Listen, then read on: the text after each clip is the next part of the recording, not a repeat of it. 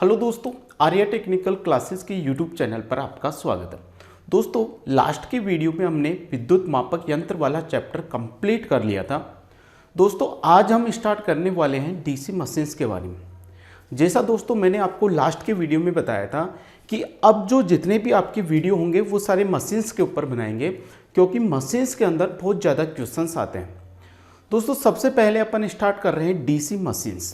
दोस्तों, जो DC machines क्या होती है और ये किस किस प्रकार से काम करती है और एग्जाम्स के अंदर से इसके अंदर किस किस प्रकार से क्वेश्चंस पूछे जाते हैं, उन सब के बारे में अपन इसके अंदर अध्ययन करेंगे। दोस्तों, नाम से पता चल रहा है डीसी मशीन। क्या दोस्तों, आज अपन अध्ययन कर रहे हैं किसके बारे में? डीसी मशीन्स के बारे में। किसके बारे में? DC machine. तो दोस्तों, जानते हैं ये डीसी मशीन क्या होती है और ये किस किस प्रकार से काम करती है। दोस्तों, डीसी का मतलब होता है दिष्ट धारा।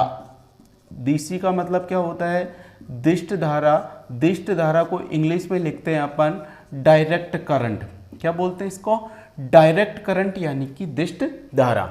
तो मशीन एक ऐसी युक्ति होती है जिसके द्वारा किसी न किसी कार्य को क्या किया जाता है? संपादित किया जाता है। तो डीसी मशीन मतलब दिष्ट धारा मशीन। क्या? दिष्ट धारा मशीन। तो दिष्ट धारा मशीन मतलब ऐसी मशीन जो डीसी पर काम करे। कौन सी सप्लाई पर काम करे? जो दिष्ट धारा पर काम करने वाली जो भी मशीन होगी वो मशीन से क्या कहलाएगी? डीसी मशीन कहलाएगी। क्या कहलाएगी? DC machine. यानी कि ऐसी मशीन्स जो डीसी सप्लाई पर काम करती है, जो दिष्ट धारा पर काम करती है, वो मशीन कौन सी मशीन्स कहलाती है? आपकी डीसी मशीन्स कहलाती है। कौन सी कहलाती है? DC machine. तो आपको पता चल गया डीसी मशीन्स के अंदर क्या होता है? डीसी मशीन्स डीसी पर काम करती है, मतलब दिष्ट धारा पर काम करती है। अब ये जो डीसी मशीन्स होती है ये दो प्रकार की होती है। क्या? डीसी मशीन कितने प्रकार की होती है? दो प्रकार की होती है। डीसी मशीन कितने प्रकार की? दो प्रकार की। एक होता है इसके अंदर दिष्ट धारा जनित्र। क्या होता है? एक तो दिष्ट धारा जनित्र। एक प्रकार तो कौन सा है इसका? दिष्ट धारा जनित्र। दूसरा जो इसका प्रकार होता है वो है आपका दिष्ट धारा मोटर। क्या? दिष्ट धारा मोटर। तो मशीन्स कितने प्रकार की? दो प्रकार की। एक तो हो गई आपकी दिष्ट धारा जनित्र और दूसरी होगी दिष्ट धारा मोटर। यानी कि इसको शॉर्ट में बोले तो डीसी जनित्र और डीसी मोटर, ये दोनों किसके प्रकार है? ये डीसी मशीन के प्रकार है, दिष्ट धारा मशीन के प्रकार है। तो जो डीसी मशीन्स होती है वो कितने प्रकार की होती है? तो डीसी मशीन्स दो प्रकार की होती है। एक तो होता है दिष्ट धारा जनित्र, दूसरा होता है दिष्ट धारा मोटर। अब देखिए, दिष्ट धारा जनित्र क्या काम करता है? तो दिष्ट धारा जनित्र, देखो जनरेटर से अपन क्या करते हैं? वैद्युतिक ऊर्जा प्राप्त करते हैं। क्या करते हैं? वैद्युतिक ऊर्जा। और जनरेटर को अपन क्या देते हैं? यांत्रिक ऊर्जा देते हैं। अब जो देते हैं वो क्या होता है? इनपुट। क्या होता है? इनपुट। और जो लेते हैं वो क्या होता है? आउटपुट। क्या होता है? आउटपुट। जैसे जनरेटर से अपन वैद्युतिक ऊर्जा लेते हैं तो अपन ले रहे हैं उससे, जनरेटर से ग्रहण कर रहे हैं, तो वो क्या हो जाएगा? जनरेटर का आउटपुट होगा। क्या होगा? आउटपुट। और हम क्या करते हैं? जनरेटर को यांत्रिक ऊर्जा देते हैं। जनरेटर की शाफ्ट को किसी चीज से क्या करते हैं? अपन घुमाते हैं। जो घुमा रहे हैं उसको यांत्रिक ऊर्जा दे रहे हैं। तो यांत्रिक ऊर्जा जनरेटर का किसका काम करेगा? इनपुट का। तो जनरेटर के अंदर इनपुट में तो क्या देते हैं अपन? जनरेटर को इनपुट में क्या देते हैं अपन? यांत्रिक ऊर्जा देते हैं। कौन सी ऊर्जा देते हैं? यांत्रिक ऊर्जा देते हैं। जनरेटर को इनपुट में क्या दे रहे हैं अपन? यांत्रिक ऊर्जा। जनरेटर क्या करेगा? इस यांत्रिक ऊर्जा को किस में बदल देगा? वैद्युत ऊर्जा में। किस में बदलेगा? वैद्युत ऊर्जा में। तो अपन को जनरेटर से आउटपुट में क्या मिलेगी? वैद्युत ऊर्जा। क्या मिलेगी? वैद्युत ऊर्जा। तो डीसी जनरेटर किसे कहेंगे? ऐसी डीसी मशीन, ऐसी डीसी मशीन्स जो क्या करे? यांत्रिक ऊर्जा को किस में बदले? वैद्युत ऊर्जा में। किसमें? यांत्रिक ऊर्जा को किस में बदलती है? वैद्युत ऊर्जा में बदलती है। वही क्या कहलाता है? आपका डीसी जनरेटर कहलाता है। अब यहाँ पर जो अपन को वैद्युत ऊर्जा प्राप्त होगी वो कौन सी होगी? आपकी डीसी होगी। कौन सी होगी? डीसी। मतलब जनरेटर क्या करता है? यांत्रिक ऊर्जा को डीसी वैद्युत ऊर्जा में बदलता है। क्या? यांत्रिक ऊर्जा ऊर्जा को डीसी विद्युत ऊर्जा में बदलने वाली जो मशीन्स होगी वही क्या कहलाएगा, दिष्ट धारा जनित्र कहलाएगा। क्या कहलाएगा, दिष्ट धारा जनित्र। तो डीसी आपको समझ में आ गया। जनरेटर क्या काम करेगा, जनरेटर को इनपुट में अपन क्या देंगे, यांत्रिक ऊर्जा। इनपुट में क्या देंगे, इसको यांत्रिक ऊर्जा होगी, और ये अपन को आउटपुट में क्या देगा, वैद्युत ऊर्जा। अपन ने क्या दी, इसको यांत्रिक ऊर्जा। इसने अपन को इसके यांत्रिक ऊर्जा के बदले कौन सी ऊर्जा दे दी, डीसी वैद्युतिक ऊर्जा। तो यांत्रिक ऊर्जा को डीसी वैद्युतिक ऊर्जा में बदलने वाली जो मशीन्स होगी वो क्या कहलाती है, आपका डीसी जनरेटर कहलाता है या डीसी जनित्र कहलाता है। इसके बाद में बात करते हैं डीसी मोटर। अब देखिए, मोटर को अपन क्या करते हैं, वैद्युतिक सप्लाई देते हैं। अपन क्या करते हैं, मोटर को अपन सप्लाई देते हैं, मतलब मोटर को जो इनपुट में अपन देंगे, इनपुट में अपन क्या देंगे, इसको डीसी वैद्युत ऊर्जा। अब डीसी मोटर की बात हो रही है तो कौन सी सप्लाई देंगे भाई, इसको डीसी सप्लाई देंगे। तो मोटर को अपन इनपुट में क्या करते हैं, डीसी वैद्युत ऊर्जा देते हैं। इनपुट में मोटर को क्या देंगे, डीसी वैद्युतिक ऊर्जा देंगे। अब मोटर्स क्या करेगी, इस वैद्युत ऊर्जा को, ये जो वैद्युतिक ऊर्जा है इसको किस में बदल देगी, यांत्रिक ऊर्जा में। किस में बदल देगी, यांत्रिक ऊर्जा में। तो मोटर क्या काम करती है, मोटर कौन सी होगी, ऐसी डीसी मशीन्स जो क्या करे, वैद्युत ऊर्जा को किस में बदल दे, यांत्रिक ऊर्जा में बदल दे।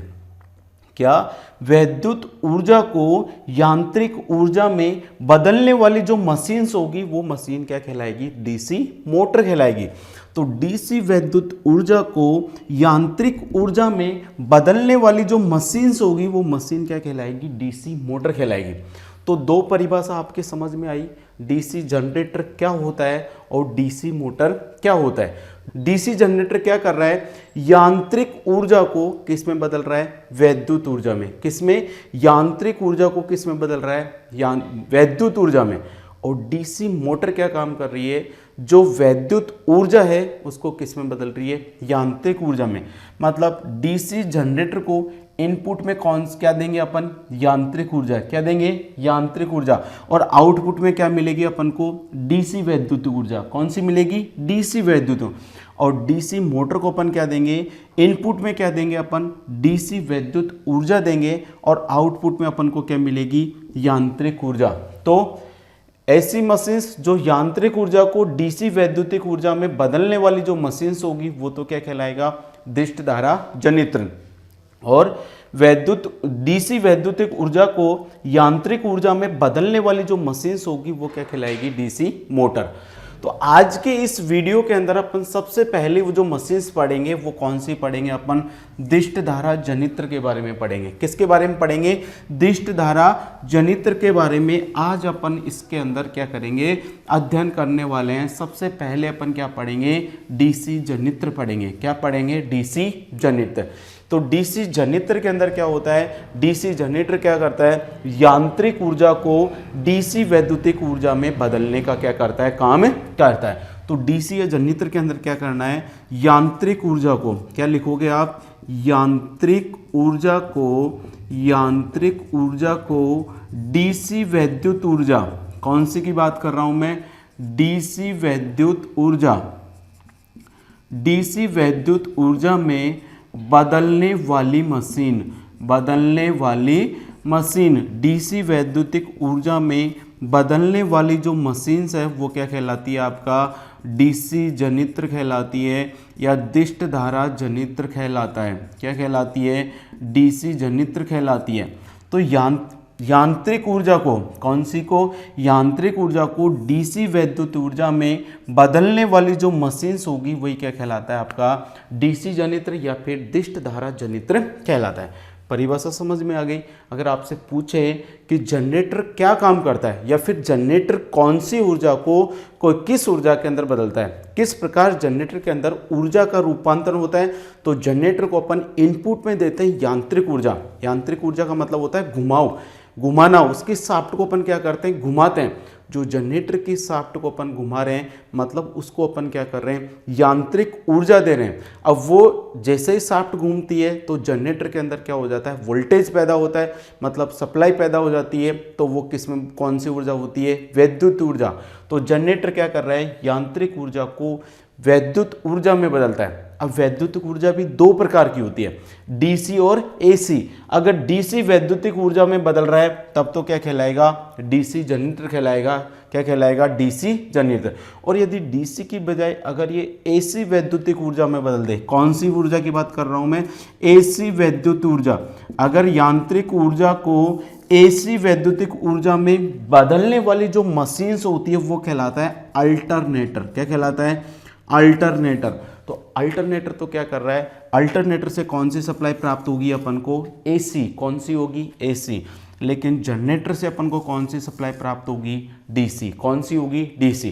तो पहला क्वेश्चन आपका ये बनता है, इसके अंदर जो इंपॉर्टेंट क्वेश्चन जो पूछा जा सकता है, जनरेटर क्या काम करता है, तो जनरेटर यांत्रिक ऊर्जा को डीसी वैद्युतिक ऊर्जा में क्या करता है, आपका बदलता है। तो ये तो होगी आपके जनरेटर की बात कि जनरेटर क्या करता है। मतलब जनरेटर को अपन यांत्रिक ऊर्जा देंगे और जनरेटर को जैसे ही अपन यांत्रिक ऊर्जा देंगे तो जनरेटर अपन को उसके बदले में क्या करेगा, डीसी वैद्युत ऊर्जा देगा। क्या देगा, डीसी वैद्युत ऊर्जा। इसके बाद में अपन बात करते हैं जनरेटर के पार्ट्स के बारे में। पार्ट्स ऑफ जनरेटर, जनरेटर के अंदर कौन कौन से पार्ट्स होते हैं, क्या, पार्ट्स ऑफ जनरेटर। आगे देखते हैं अपन क्या, जनित्र के भाग। क्या देखते हैं, जनित्र के भाग यानी कि parts of generator. Parts of generators के बारे में देखते हैं। देखिए कार्य प्रणाली अपन बाद में पढ़ाएंगे, क्योंकि सबसे पहले अपन देख लेते हैं जनरेटर के अंदर कौन कौन से पार्ट्स होते हैं। देखो आप ये जो डायग्राम देख पा रहे हो, ये जनरेटर का क्रॉस सेक्शनल एरिया है। मतलब जनरेटर को अपन को उसको बीच में से काट दिया। जैसे ये मान लो ऐसी होती है मशीन, आपका जनरेटर कुछ इस प्रकार से होता है। दोनों तरफ यहाँ पर क्या होती है, शाफ्ट होती है, नीचे ये ऐसे एंड प्लेट होती है। ये मशीन से इसको अपन ने क्या किया, यहाँ से काटा। क्या काटा, इसको बीच में से काटा। तो बीच में से काटने पर ये जो इस साइड से जो एरिया दिखाई देगा वो कुछ इस प्रकार से दिखाई देगा। क्या है ये डायग्राम कैसा है, पूरी डीसी मशीन थी, उसको बीच में से काटने के पश्चात इसके जो अंदर के जो पार्ट्स दिखेंगे अपन उसको देखेंगे तो कुछ इस प्रकार से दिखाई देता है। तो ये क्या है, आपका जनरेटर का क्या है, डायग्राम है कि जनरेटर के अंदर कौन कौन से पार्ट्स होते हैं। देखिए जनरेटर के अंदर यदि पार्ट्स की अगर बात करें तो जनरेटर के अंदर ये जो सबसे बाहर वाला भाग है, ये गोलाकार जो भाग दिखाई दे रहा है आपको, ये जनरेटर के चारों तरफ ये जो गोलाकार भाग होता है ये कहलाता है क्या, आपका योक। क्या कहलाता है, योक। या फिर इसको आप क्या बोल सकते हो, बॉडी बोल सकते हो। क्या, जनरेटर का ये जो आपका गोलाकार भाग दिखाई दे रहा है, सबसे बाहर का भाग, जनरेटर का सबसे बाहर वाला भाग क्या कहलाता है, योक या फिर क्या कहलाता है, बॉडी कहलाता है। योक या फिर क्या कहलाता है, बॉडी। इस योक या बॉडी के साथ देखो यहाँ पर देखो इस प्रकार से ये दिखाई दे रहे हैं। इस योक या बॉडी के साथ अपन ने ये जो लगा रखे हैं ये क्या है आपके, ये हैं आपके पोल। क्या है, ये पोल है। तो योक या बॉडी के साथ, योक या बॉडी पर किसको स्थापित किया जाता है, पोल को स्थापित करते हैं। क्या है, दूसरा पार्ट्स क्या है आपका, पोल है। तो अगर पोल कहाँ पर लगाए जाते हैं, तो जनरेटर का जो योक या बॉडी होती है उसके ऊपर क्या लगाते हैं अपन, पोल लगाते हैं। क्या लगाते हैं, पोल। अब देखिए यहाँ से लेकर यहाँ तक का क्षेत्रफल तो आपको बिल्कुल एक समान दिखाई दे रहा होगा, दे रहा है ना। लेकिन यहाँ से लेकर यहाँ तक का एरिया कुछ अलग हो गया कि नहीं हो गया। तो ये जो वाले भाग है, ये जो इसका क्षेत्रफल आपको ज़्यादा दिखाई दे रहा है, ये वाला जो भाग है, ये वाला भाग क्या कहलाता है आपका, ये भाग कहलाता है पोल शू। क्या कहलाता है ये, पोल शू। क्या बोलेंगे इसको, पोल शू बोलेंगे। क्या बोलेंगे, पोल शू। हिंदी वर्ड जो मैं बोल रहा हूँ वैसा का वैसा ही है। इसको क्या बोलेंगे अपन, पोल शू बोलेंगे। क्या बोलेंगे, पोल शू।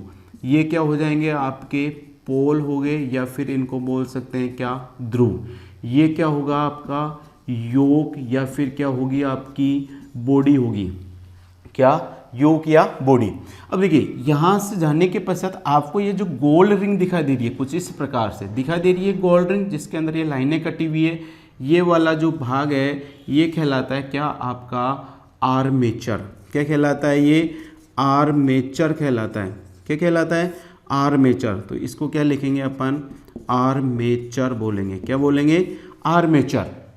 अब देखिए आर्मेचर के बीच में ये जो गोलाकार भाग दिखाई दे रहा है आपको, ये जो गोलाकार भाग होता है ये क्या होती है? आपकी शाफ्ट होती है। क्या होती है? ये SHAFT यानी कि शाफ्ट होती है। क्या होती है? शाफ्ट। यानी कि इस शाफ्ट के ऊपर कौन लगा होता है? आपका आर्मेचर लगा होता है। कौन लगा होता है? आर्मेचर। इस शाफ्ट के बाद में देखो ये जो आपका शाफ्ट है ना, इसी शाफ्ट के ऊपर एक कम्यूटेटर लगाया जाता है और कम्यूटेटर के ऊपर क्या लगाते हैं? अपन कार्बन ब्रश लगाते हैं। उसको बाद में देख लेंगे। अब नीचे आपको ये जो प्लेट दिखाई दे रही है, आपको इस आकार की ये जो प्लेट दिखाई दे रही है, ये प्लेट कहलाती है कौन सी? आपकी बेड प्लेट। कौन सी कहलाती है? आपकी बेड प्लेट कहलाती है। कौन सी? बेड प्लेट, यानी कि आधार प्लेट भी बोल सकते हैं इसको। क्या बोल सकते हैं इसको? आधार प्लेट या फिर बेस प्लेट या बेड प्लेट बोल लो। ये क्या होगी? आपकी आधार प्लेट हो गई। अब इसके ऊपर ये जो गोल सा आकार का ये जो वृत्ताकार भाग दिखाई दे रहा है, ये कहलाता है आई बोल्ट। क्या कहलाता है? आई बोल्ट कहलाता है। क्या कहलाता है? आई बोल्ट। क्या कहलाता है? आई बोल्ट होता है। इसके अलावा भी जनरेटर के अंदर और पार्ट्स होते हैं, जैसे मैंने बताया। इसके अलावा होता है क्या? कम्यूटेटर होता है। क्या होता है? कम्यूटेटर। फिर कम्यूटेटर के ऊपर क्या लगाई जाती है? कार्बन ब्रश लगाई जाती है। फिर कार्बन ब्रश के ऊपर क्या लगाएंगे? ब्रश। वो कार्बन ब्रश किससे जुड़ी होती है? ब्रश लीड से जुड़ी होती है। किससे जुड़ी होती है? ब्रश लीड से। फिर जो जनरेटर होता है उसके दोनों तरफ क्या लगाए जाते हैं? एंड कवर लगाए जाते हैं। फिर जो एंड कवर होते हैं उसके पास ही क्या लगाया जाता है? कूलिंग फैन लगाया जाता है। ये सब किसके पार्ट्स है? अपन के जनरेटर के पार्ट्स है। तो जो मेन पार्ट्स है वो आपके सामने दिखाई दे रहे हैं। जनरेटर के अंदर जो सबसे बाहर वाला भाग होता है वो क्या कहलाता है? योक या फिर क्या कहलाता है? बॉडी कहलाता है। क्या? जनरेटर का सबसे बाहर वाला भाग क्या कहलाएगा? योक या फिर क्या कहलाएगा? बॉडी। इस योक या बॉडी के साथ क्या करते हैं? पेच के माध्यम से, स्क्रू के माध्यम से क्या किया जाता है? यहाँ पर ये क्या है? आपके पोल। तो योक या बॉडी के साथ कौन संयोजित होते हैं? आपके पोल संयोजित होते हैं। कौन संयोजित होते हैं? पोल। अब इस पोल का जो आगे का भाग वाला होता है, ये अर्धचंद्राकार जो भाग दिखाई दे रहा है, पोल के आगे जो अर्धचंद्राकार वाला जो भाग लगाया जाता है वो कहलाता है पोल शू। क्या कहलाता है? पोल शू। फिर जनरेटर के अंदर ये जो बीच में, इन फॉल्स के बीच में, इस फॉल्स के बीच में ये जो वृत्ताकार या बेलन के आकार जैसा आपको दिखाई दे रहा है, ये कहलाता है क्या? आपका आर्मेचर। क्या कहलाता है? आर्मेचर। अब ये आर्मेचर किसके ऊपर लगा होता है? तो ये किसके ऊपर लगा होता है? शाफ्ट के ऊपर लगा होता है। किसके ऊपर लगा होता है? शाफ्ट के ऊपर। फिर इस जनरेटर को नीचे की तरफ रखने के लिए, बेड के ऊपर, बेसमेंट के ऊपर लगाने के लिए इस पर क्या होती है? बेड प्लेट होती है। इस जनरेटर के ऊपर एक ऐसे गोलाकार आकार का बोल्ट लगा होता है, उसको बोला जाता है क्या? आई बोल्ट। क्या बोला जाता है? आई बोल्ट। इसके अलावा जनरेटर के अंदर और कौन से भाग होते हैं? एक पढ़ेंगे अपन कम्यूटेटर। क्या पढ़ेंगे? कम्यूटेटर्स के बारे में पढ़ेंगे। क्या पढ़ेंगे? कम्यूटेटर के बारे में पढ़ेंगे। एक क्या होती है? आपकी कार्बन ब्रश होती है। क्या होती है? आपकी कार्बन ब्रश के अंदर पढ़ेंगे। एक किसके बारे में पढ़ेंगे अपन? कार्बन ब्रश के बारे में पढ़ेंगे कि कार्बन ब्रश क्या होती है। तो ये जो सारे पार्ट्स हैं, ये सारे इंपॉर्टेंट पार्ट्स किसके हैं? आपके जनरेटर के पार्ट्स हैं। किसके हैं? जनरेटर के पार्ट्स में। अब अपन इन सब पार्ट्स के बारे में एक एक करके अध्ययन करेंगे कि जो जनरेटर के अंदर योक होता है वो क्या होता है, किस चीज़ का बना होता है, क्या काम होता है। सब पार्ट्स के अपन को देखना है कि कौन सा पार्ट्स जनरेटर के अंदर क्या क्या काम करता है। तो देखिए जनरेटर तो आपके समझ में ही आ गया होगा कि जनरेटर क्या करता है? यांत्रिक ऊर्जा को क्या करता है? डीसी वैद्युतिक ऊर्जा में क्या करता है? आपका बदलता है। तो यांत्रिक ऊर्जा को डीसी वैद्युतिक ऊर्जा में बदलने वाली जो मशीन है उसको क्या बोला अपन ने? जनरेटर। इसके बाद में अपन पढ़ रहे हैं किसके बारे में? जनरेटर के पार्ट्स के बारे में।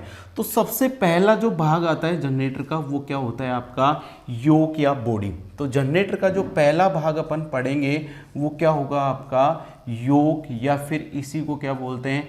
बॉडी बोलते हैं। क्या बोलते हैं इसको? योक या फिर क्या होता है? ये बॉडी होता है। तो समझते हैं योक या बॉडी क्या होता है।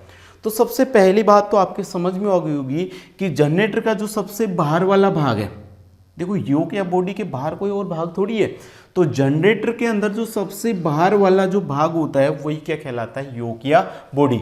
तो योक या बॉडी क्या होता है? यह जनित्र का, ये क्या होता है? जनित्र बोल लो चाहे जनरेटर बोल लो, एक ही बात है। यह जनित्र का क्या होता है, सबसे बाहरी भाग होता है। क्या होता है, सबसे बाहरी भाग। सबसे बाहरी भाग होता है, कौन होता है सबसे बाहरी भाग, योक या बॉडी होता है। क्वेश्चन आपसे पूछा जाए कि जनरेटर का जो सबसे बाहरी भाग होता है वो क्या कहलाता है, तो जनरेटर का जो सबसे बाहरी भाग होता है वो क्या कहलाता है, आपका योक या फिर क्या कहलाता है, बॉडी होता है।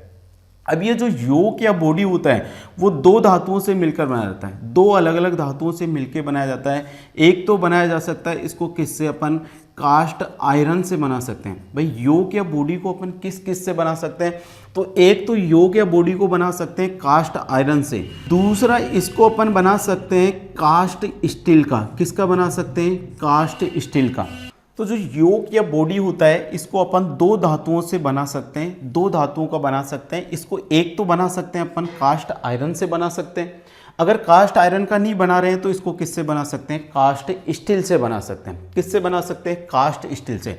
लेकिन जो कास्ट आयरन होता है अगर छोटे आकार की मशीन है, कौन सी है, छोटे आकार की मशीन है, या छोटे आकार के जो जनरेटर होंगे, छोटे आकार के जो जनरेटर होते हैं, उन छोटे आकार के जनरेटर का जो योक या बॉडी होती है वो किसकी बनाई जाती है, कास्ट आयरन की बनाई जाती है। किसकी बनाई जाती है, कास्ट आयरन की। लेकिन जो बड़े आकार के जनरेटर होते हैं, क्या होते हैं, जो बड़े आकार के जनरेटर होते हैं, मतलब जिनका विद्युत उत्पादन केंद्रों पर जिन जनरेटरों का क्या किया जाता है, प्रयोग किया जाता है, वो जनरेटर की बॉडी किसकी बनाई जाती है, कास्ट स्टील की बनाई जाती है। किसकी बनाई जाती है, कास्ट स्टील की।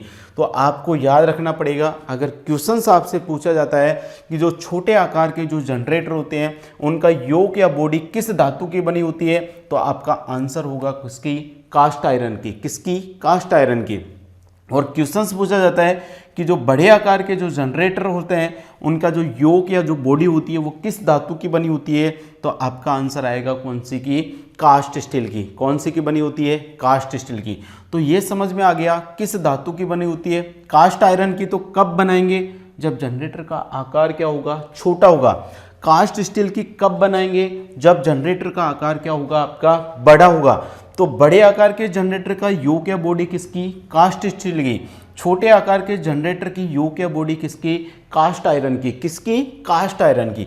इसके बाद में अपन देख लेते हैं इसका कार्य कि ये जो योक या बॉडी होती है वो जनरेटर के अंदर क्या काम करती है। तो देखिए सबसे बाहर वाला भाग है ना, तो ये सबसे पहला काम तो क्या हो गया, मशीन के जितने भी आंतरिक भाग होते हैं, मशीन्स के अंदर जितने भी आंतरिक भाग होंगे उन सब आंतरिक भागों की ये क्या करेगा, सुरक्षा करने का काम करता है। क्या करता है, मशीन्स के आंतरिक भागों की क्या करता है, ये सुरक्षा करता है। तो योक या बॉडी का पहला काम तो क्या हो गया, यह जो मशीन्स होती है, क्या मशीन्स, या फिर आप डायरेक्ट लिख लो जनित्र, क्या लिख सकते हो आप, जनित्र के आंतरिक भागों की, क्या जनित्र के आंतरिक भागों की क्या करता है, ये सुरक्षा करता है। जनित्र के आंतरिक भागों की क्या करता है, ये सुरक्षा करता है। क्या करता है, सुरक्षा। दूसरा एक काम और है इसी का, योक या बॉडी का। देखिए ये है आपके फील्ड पोल है, क्या है, ये पोल है। इन पोल्स के ऊपर अपन क्या लगाते हैं, वाइंडिंग लगाते हैं। क्या लगाते हैं, वाइंडिंग। और जब उस वाइंडिंग को अपन सप्लाई से जोड़ेंगे तो उसके अंदर क्या पैदा होगा, चुंबकीय क्षेत्र पैदा हुआ। क्या पैदा होगा, चुंबकीय क्षेत्र। मतलब ये जो पोल्स होंगे वो क्या बन जाएंगे, आपके चुंबक बन जाएंगे। और चुंबक बन जाएंगे तो यहाँ से क्या निकलेगी, चुंबकीय बल रेखाएं। अब चुंबकीय बल रेखाओं को गुजरने के लिए किसी न किसी माध्यम की आवश्यकता होती है। तो ये जो योक या बॉडी होती है इसके माध्यम से कुछ इस प्रकार से चुंबकीय बल रेखाएं क्या होती है, इसके अंदर से गुजरती है। जैसे अभी थोड़ी देर बाद में समझाएंगे कि यहाँ पर अपन वाइंडिंग लगाएंगे, तो अगर वाइंडिंग लगाने से ये मान लो ये चुंबक का एन सिरा बनेगा, तो ये कौन सा बनेगा, एस। अब एन से एस की तरफ क्या जाएगी, चुंबकीय बल रेखाएं जाएगी, चुंबकीय फ्लक्स जाएगा। तो ये जो चुंबकीय बल रेखाएं या चुंबकीय फ्लक्स होती है वो एक पोल से दूसरे पोल तक किसके माध्यम से जा रही है, इस योक के माध्यम से जा रही है। यहाँ से चुंबकीय बल रेखा इस योक के माध्यम से होते हुए एस तक पहुँचती है। तो दूसरा क्या करता है, ये चुंबकीय बल रेखाओं के लिए क्या करता है, रास्ता प्रदान करता है। अब सर आप ये भी बोल सकते हो कि सर चुंबकीय बल रेखा इसी के माध्यम से क्यों जा रही है, इधर से डायरेक्ट भी तो जा सकती है चुंबकीय बल रेखा। भाई यहाँ से भी तो जा सकती है, लेकिन देखिए यहाँ पर क्या है, बीच में कुछ भी नहीं है, बीच में कोई धातु स्थित नहीं है, मतलब बीच में हवा क्या है, यहाँ पर हवा है। क्या है? हवा।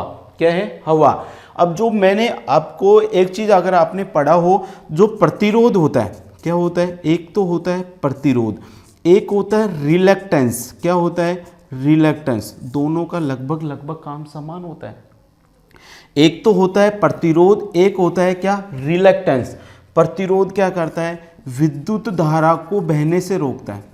किसको बहने से रोकता है? विद्युत धारा को बहने से क्या करता है, रोकता है। यानी कि विद्युत धारा के रास्ते में जो अवरोध डालेगा वो तो क्या कहलाएगा, प्रतिरोध। क्या कहलाएगा? प्रतिरोध।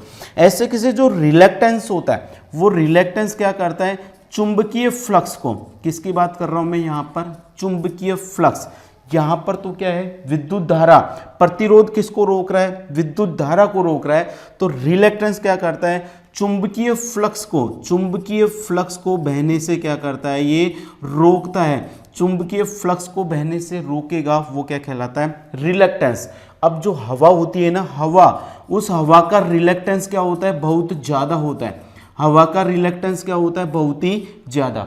अब बताओ, अगर यहाँ पर इसका रिलक्टेंस बहुत ज़्यादा है और रिलक्टेंस क्या कर रहा है, इस चुंबकीय बल रेखा या चुंबकीय फ्लक्स को गुजरने से रोकता है, तो यहाँ पर रिलक्टेंस का मान क्या रहेगा, आर एम से प्रदर्शित करते हैं।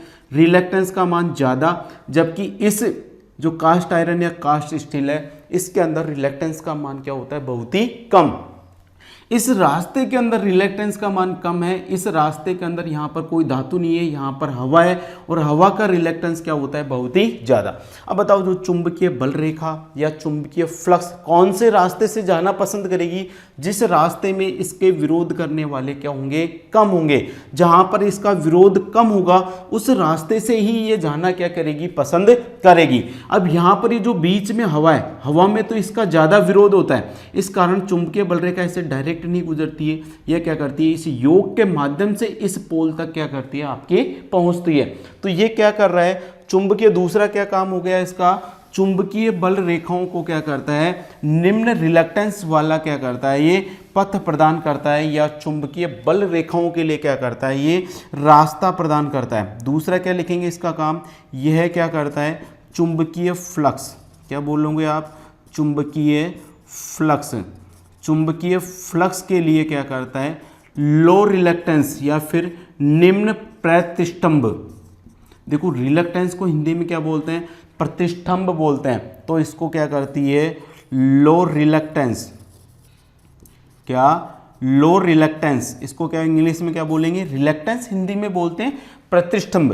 तो ये क्या करता है, कोष की बात हो रही है, योक या बॉडी की बात हो रही है, तो योक या बॉडी क्या करता है, चुंबकीय फ्लक्स के लिए निम्न प्रतिष्ठंभ या लो रिलक्टेंस वाला क्या करता है, पथ प्रदान करता है। पथ मतलब रास्ता प्रदान करता है। तो चुंबकीय फ्लक्स के लिए क्या कर रहा है, ये रास्ता प्रदान कर रहा है। रास्ता कैसे प्रदान कर रहा है कि N से S तक चुंबकीय फ्लक्स को जाना है, तो N से S तक चुंबकीय फ्लक्स को जाना है, तो चुंबकीय फ्लक्स के पास दो रास्ते हैं। एक तो ये योग के माध्यम से जा सकता है, एक डायरेक्ट हवा के माध्यम से जा सकता है। एक तो किसके माध्यम से जा सकता है, योग के माध्यम से जा सकता है, एक हवा के माध्यम से जा सकता है। लेकिन चुंबकीय फ्लक्स के लिए हवा क्या करती है, बहुत ज़्यादा प्रतिरोध प्रस्तुत करती है, और उस प्रतिरोध को क्या बोलते हैं अपन, रिलक्टेंस करते हैं। जबकि ये जो योग होती है, इसके लिए क्या करती है, बहुत ही कम अवरोध प्रस्तुत करती है। इस कारण जो चुंबकीय फ्लक्स जाएगा वो हवा के अंदर से न होकर इस योग के माध्यम से इस पोल तक क्या करता है, आपका पहुंचता है। तो योक या बॉडी के अंदर बताओ कोई समस्या हो तो सबसे पहली बात, योक या बॉडी क्या होता है, जनरेटर का सबसे बाहरी भाग होता है। क्या होता है, जनरेटर का सबसे बाहरी भाग क्या कहलाएगा, योक या बॉडी। दो अलग अलग धातुओं से बना सकते हैं, या तो इसको कास्ट आयरन से बना सकते हैं या फिर इसको कास्ट स्टील से बना सकते हैं। कास्ट आयरन से कब बनाएंगे, जब जनरेटर का आकार क्या होगा, छोटा होगा। तो अगर छोटे आकार के जनरेटर होंगे तो वहां पर तो योग बनेगा कास्ट आयरन का। लेकिन यदि बड़े आकार के जनरेटर होंगे तो वहां पर योग क्या बनेगा, किसका, कास्ट स्टील का। अब बात आती है योग के कार्य क्या क्या है। तो योग क्या करता है, सबसे पहला जनरेटर के जितने भी आंतरिक भाग है, जितने भी इंटरनल पार्ट्स है, उन इंटरनल पार्ट्स की क्या करता है, सेफ्टी करता है, सुरक्षा करने का क्या करता है, काम करता है। दूसरा क्या करता है, ये चुंबकीय फ्लक्स के लिए निम्न प्रतिष्ठम या फिर लो रिलक्टेंस वाला क्या करता है, पथ प्रदान करता है। तो ये दोनों क्वेश्चंस आपसे पूछा जा सकता है, ये क्वेश्चंस आपका इंपॉर्टेंट बन जाता है। यहाँ पर योग का प्रमुख कार्य क्या करता है, तो योग क्या कर रहा है, चुंबकीय फ्लक्स के लिए लो रिलक्टेंस वाला क्या कर रहा है, आपका पथ प्रदान करता है। तो ये तो बात हो गई किसकी, योग की। योग के बाद में अपन बात करते हैं किसकी, पोल। योग के ऊपर कौन लगाए जाते हैं, पोल। तो सेकंड नंबर पे अपन किसकी बात करेंगे, पोल की बात करेंगे। किसकी बात करेंगे, पोल। तो देखते हैं पोल क्या होते हैं और ये क्या काम करते हैं जनरेटर के अंदर। सेकंड की बात हो रही है आपके, क्या, पोल। क्या है, पोल। पोल को हिंदी में बोलते हैं ध्रुव। क्या बोलते हैं इनको, ध्रुव। तो देखिए, जो सबसे पहली बात, तो जनरेटर के अंदर जो पोल होते हैं वो कहाँ पर स्थित होते हैं। तो देखिए, जनरेटर के अंदर जो पोल होते हैं वो योग के साथ क्या होते हैं, स्क्रू की सहायता से क्या होते हैं, लगे हुए होते हैं। तो पोल को कहाँ पर स्थापित कर रहे हैं अपन, योग के ऊपर। तो जनरेटर के अंदर जो पोल होते हैं वो कहाँ स्थित होते हैं, योग के ऊपर स्थित होते हैं। तो सबसे पहली बात तो क्या होंगे, ये का मतलब पोल की बात हो रहा हूँ। तो पोल कहाँ पर स्थित होते हैं, तो ये योग या बॉडी, क्या, योग या फिर बॉडी पर क्या होते हैं, आपके स्थित होते हैं। योग या बॉडी पर कौन स्थित होते हैं, आपके पोल स्थित होते हैं। तो पोल कहाँ पर स्थित होते हैं, तो जनरेटर के अंदर जो योग या बॉडी होते हैं, उस योग या बॉडी पर किसको लगाया जाता है, पोल को लगाया जाता है। किसको लगाया जाता है, पोल को। अब जो पोल्स होते हैं, ये पोल्स भी दो धातु के बना सकते हैं अपन। कितने धातु के बना सकते हैं, दो धातु के बना सकते हैं। या तो इनको बना सकते हैं कास्ट आयरन का, किसका बना सकते हैं, कास्ट आयरन का। या फिर इसको बना सकते हैं अपन कास्ट स्टील का। किसका बना सकते हैं, कास्ट स्टील का बना सकते हैं। कास्ट आयरन का कब बनाएंगे, जब जनरेटर का आकार क्या होगा, छोटा होगा। तो छोटे आकार वाले जनरेटर, किसके अंदर, छोटे आकार वाले जनरेटर के अंदर तो ये जो पोल्स होंगे वो किसके बनाए जाएंगे, कास्ट आयरन के बनाए जाएंगे। लेकिन जो बड़े आकार वाले जनरेटर होते हैं, कौन से, बड़े आकार वाले जो जनरेटर होते हैं, उनके अंदर जो पोल्स बनाए जाते हैं वो किसके बनाए जाते हैं, कास्ट स्टील के बनाए जाते हैं। किसके बनाए जाते हैं, कास्ट स्टील के। इसके बाद में अपन बात करते हैं कि ये जो पोल्स होते हैं, ये पोल्स को क्या करते हैं, इसके ऊपर क्या काम होते हैं। तो पोल्स के अगर यदि अपन कार्य की बात करें, तो इन पोल्स के ऊपर जो पहला काम है, पोल्स के ऊपर क्या होती है, फील्ड वाइंडिंग स्थित होती है। कौन सी वाइंडिंग स्थित होती है, फील्ड वाइंडिंग। जनरेटर के अंदर अपन दो वाइंडिंग पढ़ेंगे, एक तो पढ़ेंगे फील्ड वाइंडिंग और दूसरी पढ़ेंगे आर्मेचर वाइंडिंग। कौन सी वाइंडिंग पढ़ेंगे, आर्मेचर वाइंडिंग। तो जो फील्ड वाइंडिंग होती है, वो फील्ड वाइंडिंग आपकी कहाँ पर स्थित होती है, पोल्स के ऊपर। तो पहला तो क्या काम हो गया, इस पर क्या होती है, इन पर या इस पर क्या होती है, आपकी फील्ड वाइंडिंग स्थित होती है। कौन सी वाइंडिंग स्थित होती है, फील्ड वाइंडिंग। क्वेश्चंस पूछा जाता है आपसे, क्वेश्चंस पूछा जाएगा एग्जाम्स के अंदर। जनरेटर के अंदर जो फील्ड वाइंडिंग होती है उसको कहाँ पर स्थापित किया जाता है, तो जनरेटर के अंदर जो फील्ड वाइंडिंग होती है उनको पोल के ऊपर स्थापित करते हैं। किसके ऊपर स्थापित करते हैं, पोल्स के ऊपर। तो पोल का सिर्फ एक काम है कि पोल क्या काम कर रहे हैं, जनरेटर के अंदर इन पोल्स के ऊपर कौन सी वाइंडिंग लगाई जाती है, फील्ड वाइंडिंग लगाई जाती है। अब थोड़ा इस फील्ड वाइंडिंग के बारे में पढ़ लेते हैं कि फील्ड वाइंडिंग क्या होती है और जनरेटर के अंदर ये जो फील्ड वाइंडिंग होती है वो क्या काम करती है। देखिए, जो पोल्स हो रहे हैं वो जनरेटर के योग या बॉडी के साथ क्या कर रहे हैं, पेचों के माध्यम से कसे हुए। तो जो पोल होंगे वो क्या होगा, आपका स्थिर होगा। क्या होगा, स्थिर। पोल्स आपका घूम नहीं सकता क्योंकि ये पोल्स किसके साथ कसे हुए हैं, इसकी बॉडी के साथ कसे हुए हैं। तो जो पोल्स के ऊपर कौन सी वाइंडिंग लगा रहे हैं अपन, फील्ड वाइंडिंग। तो फील्ड वाइंडिंग पहली बात तो कौन सी वाइंडिंग होती है, ये वाइंडिंग क्या रहती है, स्थिर रहती है। तो वाइंडिंग क्या रहती है, आपकी स्थिर रहती है। मतलब ये वाइंडिंग घूमती नहीं है, हमेशा क्या रहती है, आपकी स्थिर रहती है। अब देखिए, इस ये जो पोल्स है ना, इसके ऊपर देखिए कुछ इस प्रकार से लगाते हैं। जैसे यहाँ से घुमाया ऐसे, फिर यहाँ से आ गया यूं, ऐसे इसके ऊपर क्या लगा देते हैं अपन, वाइंडिंग लगाते हैं।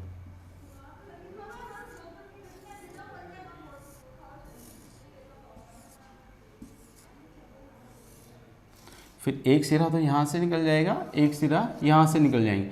ये दोनों कौन सी, देखो ये पोल्स है, इस पोल्स के ऊपर अपन ने कौन सी वाइंडिंग लगा दी है, फील्ड वाइंडिंग लगाई। कौन सी वाइंडिंग लगाई है? Field winding. तो क्वेश्चन पूछा जा सकता है फील्ड वाइंडिंग कहाँ पर स्थित होती है? तो फील्ड वाइंडिंग कहाँ पर स्थित होती है? पोल्स के ऊपर। अब जैसे ही इस फील्ड वाइंडिंग को अपन क्या करेंगे? सप्लाई के साथ जोड़ेंगे। तो सप्लाई के साथ जोड़ेंगे तो इस फील्ड वाइंडिंग के अंदर क्या होगा? चुंबकीय क्षेत्र पैदा होगा, जिससे ये पोल्स क्या हो जाएंगे? जैसे ये N बन गया तो ये S, फिर क्या हो जाएगा? ये N बन जाएगा और ये क्या बन जाएगा? S। मतलब ये क्या हो जाएंगे? आपके पोल क्या हो जाएंगे? चुंबकित हो जाएंगे। मतलब पोल एक तरह से किसकी तरह काम करने लग जाएंगे? चुंबक की तरह काम करने लग जाएंगे। और जब ये चुंबक की तरह काम करेंगे तो इसके अंदर क्या पैदा होगा? चुंबकीय क्षेत्र पैदा होगा। क्या होगा? चुंबकीय क्षेत्र। तो बताइए चुंबकीय क्षेत्र किस वाइंडिंग के अंदर पैदा हो रहा है? तो जनरेटर की जो फील्ड वाइंडिंग होती है उस फील्ड वाइंडिंग के अंदर क्या होता है? इसमें क्या होता है? चुंबकीय क्षेत्र पैदा होता है। क्या होता है इसमें? चुंबकीय क्षेत्र। क्या पैदा होता है? चुंबकीय क्षेत्र पैदा होता है। क्वेश्चंस पूछा गया है आपके कई बार कि जनरेटर के अंदर जो चुंबकीय क्षेत्र पैदा होता है वो कौन सी वाइंडिंग के अंदर होता है? तो जनरेटर के अंदर चुंबकीय क्षेत्र कौन सी वाइंडिंग में पैदा होता है? फील्ड वाइंडिंग में। या फिर क्वेश्चन ऐसे भी पूछा सकता है जनरेटर के अंदर जो फील्ड वाइंडिंग है उसका क्या काम करती है? तो जनरेटर के अंदर जो फील्ड वाइंडिंग होती है वो क्या करती है? चुंबकीय क्षेत्र पैदा करने का क्या करती है? काम करती है। दूसरा, ये जो फील्ड वाइंडिंग होता है इसका प्रतिरोध क्या होता है? ज़्यादा होता है। इसका प्रतिरोध अगर आपसे पूछा जाए आर्मेचर और जो फील्ड वाइंडिंग होती है उन दोनों में से किसका प्रतिरोध ज़्यादा होता है? तो जो फील्ड वाइंडिंग होती है उस फील्ड वाइंडिंग का प्रतिरोध क्या होता है? आपका ज़्यादा होता है। और जो आर्मेचर वाइंडिंग होती है उसका प्रतिरोध क्या होता है? आपका कम होता है। तो पोल्स के बारे में समझ में आया। पोल क्या होते हैं? ये योक या बॉडी पर क्या होते हैं? आपके स्थित होते हैं। फिर पोल को अपन दो धातु का बना सकते हैं, एक तो कास्ट आयरन का बना सकते हैं, एक किसका बना सकते हैं अपन? कास्ट स्टील का। छोटे आकार के जो जनरेटर होंगे उनके अंदर पोल्स बनाए जाएंगे कास्ट आयरन के, और जो बड़े आकार के जनरेटर होंगे उसके अंदर पोल्स बनाए जाएंगे कास्ट स्टील के। फिर इन पोल्स का क्या काम हो गया? पोल्स क्या कर रहे हैं? इन पोल्स के ऊपर कौन सी वाइंडिंग स्थापित करते हैं अपन? फील्ड वाइंडिंग लगाते हैं। पोल्स के ऊपर कौन सी वाइंडिंग लगाई अपन ने? Field winding. अब ये फील्ड वाइंडिंग क्या होती है? पहली बात तो फील्ड वाइंडिंग जनरेटर के अंदर क्या रहती है? स्थिर रहती है, ये मूव नहीं करती है। दूसरा, फील्ड वाइंडिंग क्या काम करती है? जनरेटर के अंदर चुंबकीय क्षेत्र पैदा करने का काम करती है। क्या? चुंबकीय क्षेत्र। तो चुंबकीय क्षेत्र जनरेटर की कौन सी वाइंडिंग के अंदर पैदा होता है? तो कौन सी वाइंडिंग के अंदर पैदा होता है? फील्ड वाइंडिंग के अंदर। अगला क्या काम हो गया? ये जो फील्ड वाइंडिंग होता है उसका प्रतिरोध क्या होता है? ज्यादा। आर्मेचर वाइंडिंग की तुलना में फील्ड वाइंडिंग का प्रतिरोध क्या होता है? आपका ज्यादा होता है। तो ये बात होगी किसकी? आपके पोल की बात की। किसकी होगी? पोल्स। अब ये देखिए, ये जो पोल्स होते हैं ना, इस पोल्स के ऊपर क्या लगाए जाते हैं? अर्धचंद्राकार आकार में कुछ आकृति लगाई जाती है जिनको बोला जाता है पोल शू। क्या बोला जाता है? जिनको पोल शू। देखिए ये क्या हो गया आपका? पोल।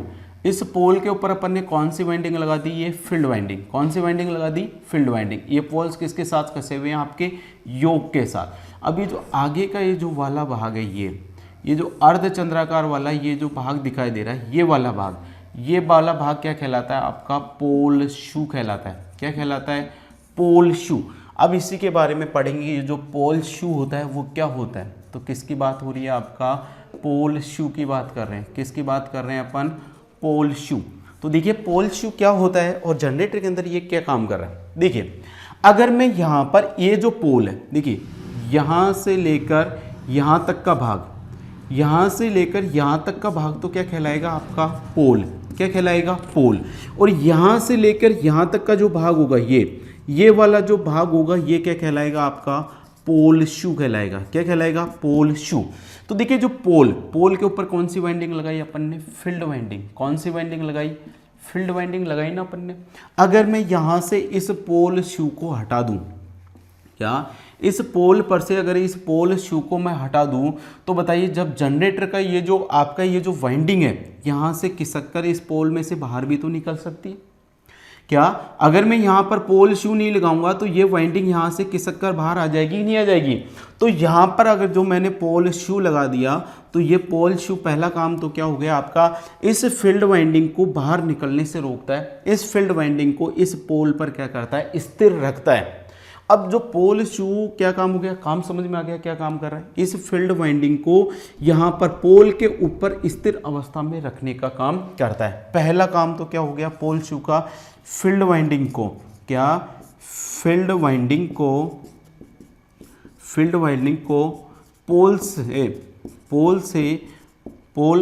पोल पर क्या करता है? पोल पर स्थिर रखता है, पोल पर क्या रखता है, स्थिर रखता है, या पोल से बाहर निकलने से इसको क्या करता है, ये रोकता है। तो ये तो हो गया। अब बात करें इसकी धातु की, तो जैसा आप पोल बनाओगे ना वैसे के वैसे ही उसी धातु का क्या बनाएंगे अपन, पोल शू। जैसे छोटे आकार की मशीन्स होगी, तो छोटे आकार की मशीन्स के अंदर तो क्या किया जाता है, जो पोल है उसको किसका बनाया जाता है, कास्ट आयरन का बनाया जाता है। अब इसको तो क्या करेंगे, जैसे अपन योक बनाएंगे ना, तो योक के साथ ही उसके साथ ही पोल को क्या कर दिया जाता है, बना दिया जाता है। जबकि जो बड़े आकार की मशीन्स होती है उनके अंदर जो पोल बनाया जाता है वो क्या बनाया जाता है, कास्ट स्टील का बनाया जाता है। अब इसके ऊपर पहले अपन क्या लगाएंगे, वाइंडिंग लगाएंगे। क्या लगाएंगे, वाइंडिंग। वाइंडिंग डालने के पश्चात इस पोल शू को इस पोल के साथ क्या कर दिया जाता है, पेच के माध्यम से, स्क्रू के माध्यम से इसके ऊपर क्या किया जाता है, स्थापित किया जाता है। अब जो स्क्रू कहलाता है वो कौन सा स्क्रू होता है, तो वो काउंटर सैंक स्क्रू कहलाता है। कौन सा होता है, काउंटर सैंक। काउंटर सैंक स्क्रू का उपयोग किया जाता है।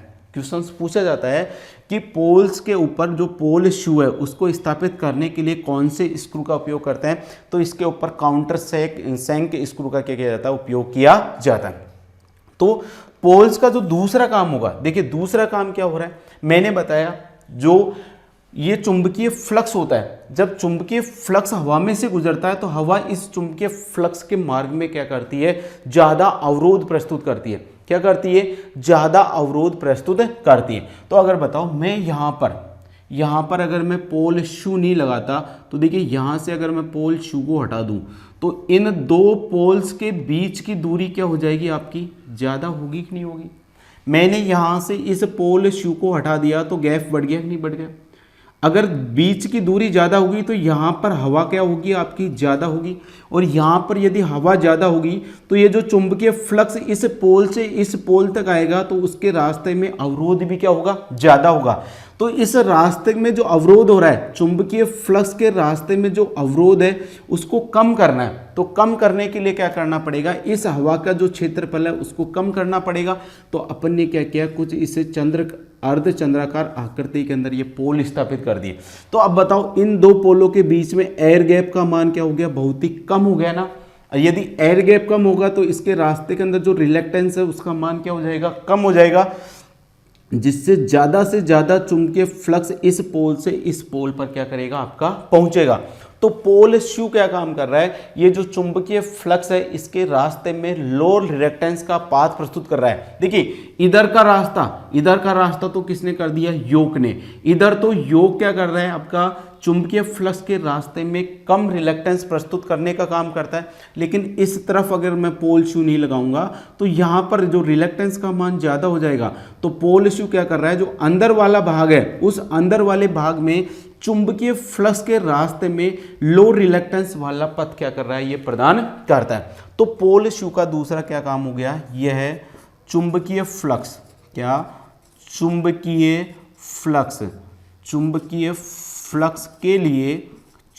फ्लक्स के लिए क्या करता है, निम्न प्रतिष्ठंभ या फिर बोल सकते हो आप क्या, लो रिलेक्टेंस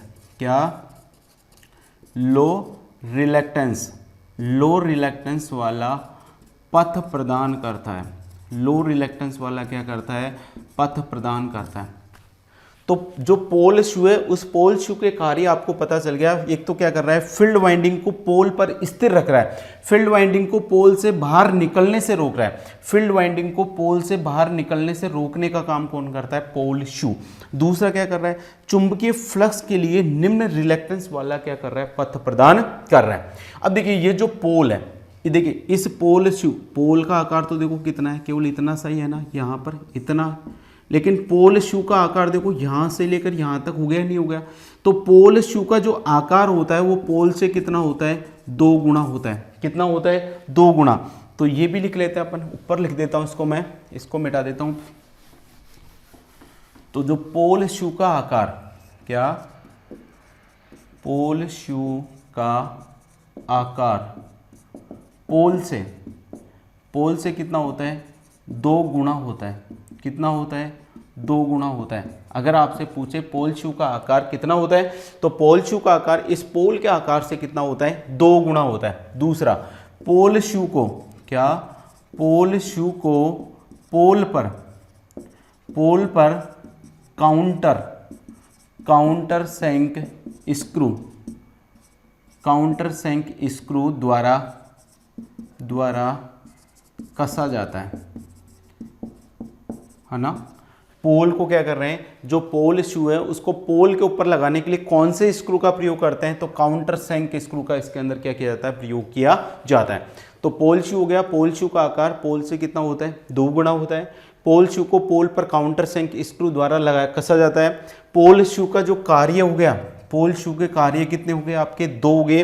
पहला तो क्या कर रहा है, फील्ड वाइंडिंग को पोल पर क्या करता है, ये स्थिर रखता है। दूसरा क्या कर रहा है, यह चुंबकीय फ्लक्स के लिए निम्न रिलेक्टेंस वाला क्या कर रहा है, ये पथ प्रदान करता है। तो ये हो गया आपका क्या, पोल शू। अब देखिए ये जो फील्ड पोल और पोल शू है, क्या पोल और पोल शू, किस किस की बात कर रहा हूं मैं, एक तो बात कर रहा हूं पोल व पोल शू। पोल व जो पोल शू है इनको क्या बनाते हैं अपन, पटलित बनाते हैं। क्या बनाते हैं, पटलित। पटलित का मतलब क्या होता है, पतली पतली पत्तियों को जोड़कर इनका क्या किया जाता है, निर्माण किया जाता है। जैसे मान लो ये अगर मेरे को पोल बनाना है तो मैं क्या करूंगा, ऐसे बहुत ही पतली पतली बहुत सारी प्लेटें लूंगा और उन प्लेटों को कुछ इस प्रकार से स्थापित कर दूंगा, तो ये क्या होगा आपका, लेमिनेटेड होगा। इनको इंग्लिश में क्या बोलते हैं, इसको हिंदी में तो बोलते हैं क्या, पटलित। तो ये हो गया पटलित पोल। क्या हो गया, ये पटलित पोल। इसको क्या बोलेंगे, पटलित पोल, या फिर इसको बोल सकते हैं अपन लेमिनेटेड। क्या बोलेंगे इनको, लेमिनेटेड पोल। तो जो जनरेटर होते हैं ना, उन जनरेटर के अंदर क्या करते हैं, पटलित पोल या लेमिनेटेड पोल का प्रयोग किया जाता है। क्या, जनरेटर के अंदर पटलित या फिर लेमिनेटेड पोल का प्रयोग किया जाता है। अब क्वेश्चंस पूछा जाता है जनरेटर के अंदर पटलित या लेमिनेटेड पोल का ही प्रयोग क्यों करते हैं, तो जनरेटर के अंदर क्या करते हैं अपन, भंवर धारा हानि। क्या, जनरेटर के अंदर भंवर धारा हानि। भंवर धारा हानि का मतलब इंग्लिश में लिखे तो एडी करंट लॉसेस। जो एडी करंट लॉसेस होता है या भंवर धारा हानि होती है, उस हानि के मान को कम करने के लिए, हानि के मान को कम करने के लिए जो पोल होता है उसको क्या बनाया जाता है, पटलित बनाया जाता है। क्या बनाया जाता है, पटलित। तो जनरेटर के अंदर भंवर धारा हानि के मान को कम करने के लिए ये जो पोल और पोल शू है इसको कैसे बनाया जाता है, पटलित बनाया जाता है। क्या बनाया जाता है, पटलित। तो ये क्वेश्चन आपसे इंपॉर्टेंट क्वेश्चन है, पूछा जा सकता है जनरेटर के अंदर जो लेमिनेटेड पोल का ही प्रयोग क्यों करते हैं, लेमिनेटेड पोल का ही प्रयोग क्यों कर रहे हैं, क्योंकि जनरेटर के अंदर भंवर धारा हानि होती है और उस हानि के मान को यदि मेरे को कम करना है तो जनरेटर के अंदर कौन से पोल लगाएंगे अपन, पटलित पोल लगाएंगे। कौन से लगाएंगे, पटलित पोल लगाएंगे। तो ये कहानी हो गई आपके पोल और पोल शू की। आगे जो पार्ट्स आता है जनरेटर के अंदर, वो पार्ट्स आता है क्या आपका, आर्मेचर। ये 3 नंबर का हो गया, ये 4 नंबर का। तो देखो आर्मेचर ये जो फील्ड पोल है ना, इनके जो बीच वाला भाग होता है, ये जो बेलनाकार वाला भाग होता है, ये क्या कहलाता है आपका, आर्मेचर कहलाता है। क्या कहलाता है, आर्मेचर। तो आर्मेचर देखते हैं। आर्मेचर का सबसे पहली बात तो आकार के बात करते हैं, तो ये बेलनाकार आकृति का होता है। क्या होता है, ये बेलनाकार, क्या होता है, बेलनाकार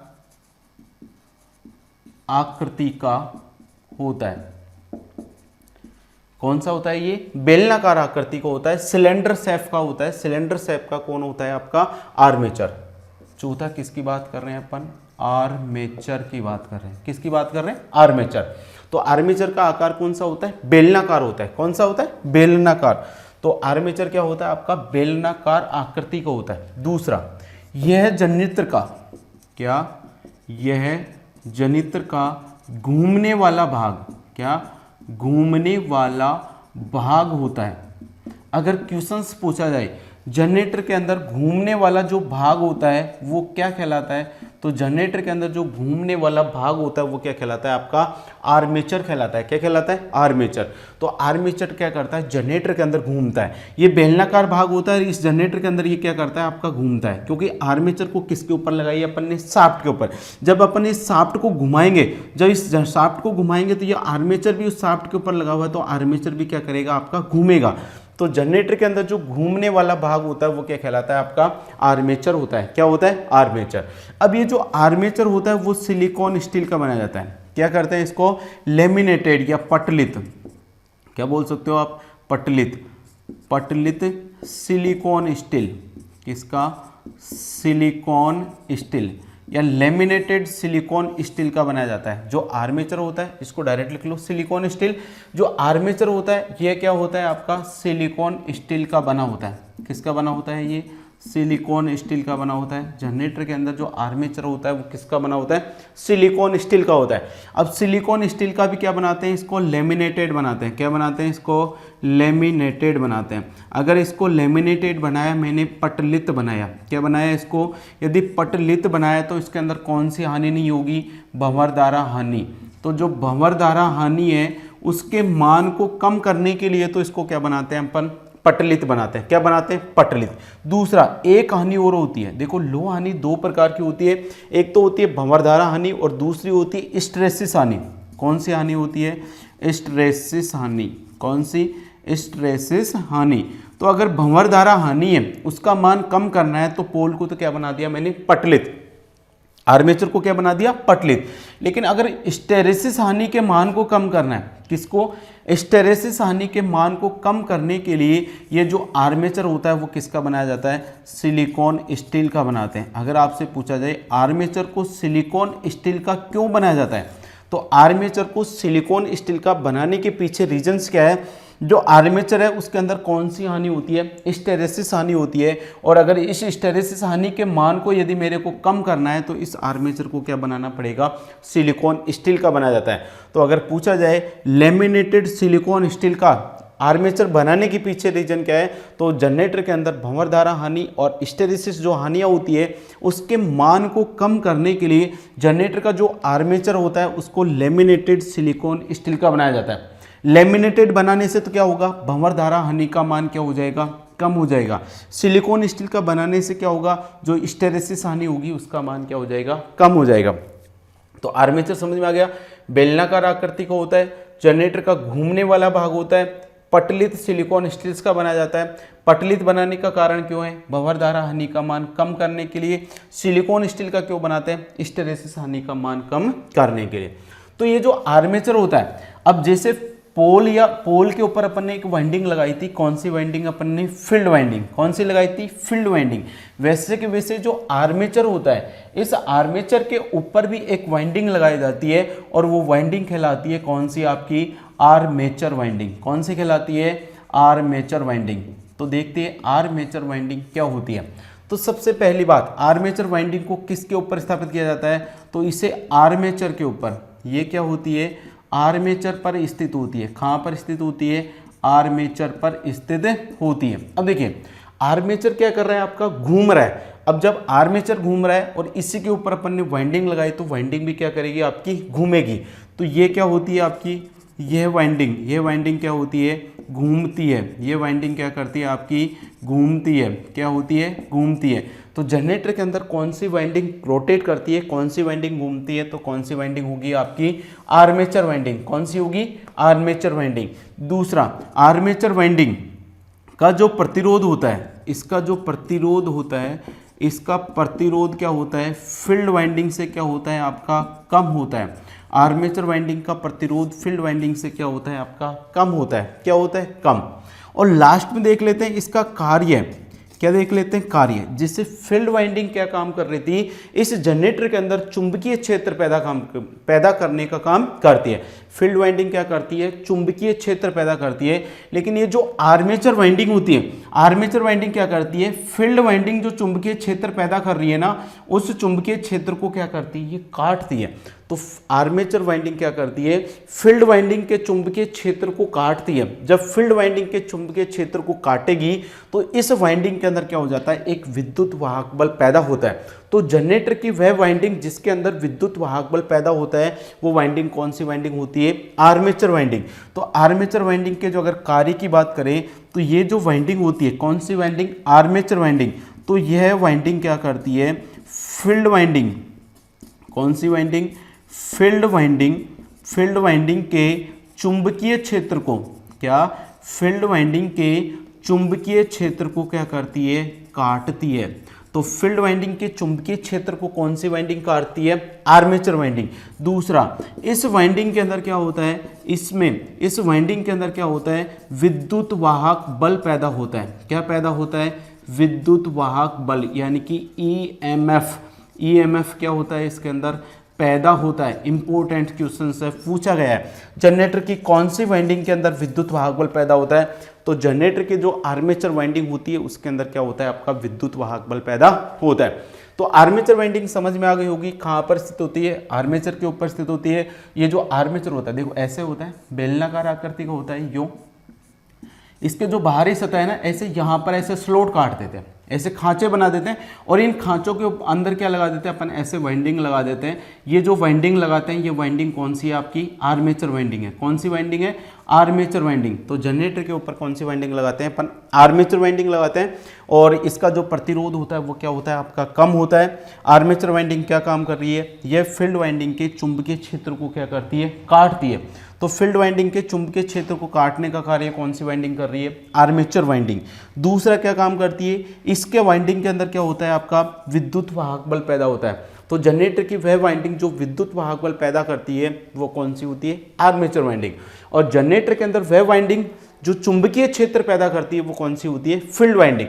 फील्ड वाइंडिंग करेगी चुंबकीय क्षेत्र पैदा करने का कार्य। आर्मेचर वाइंडिंग के अंदर क्या होगा? विद्युत वाहक बल पैदा होगा। तो ये कौन सी वाइंडिंग होगी आपकी? Armature winding. आर्मेचर वाइंडिंग के बाद में आ रही है क्या आपकी? शाफ्ट। क्या आ रही है? शाफ्ट। तो देखिए, शाफ्ट को समझने से पहले एक डायग्राम और समझो आप यहाँ पर। ये देखिए, ऐसा होता है आपका आर्मेचर, बेलनाकार आकृति का होता है। बेलनाकार आकृति का मतलब व्यास तो कम होता है और लंबाई क्या होती है इसकी? ज़्यादा होती है।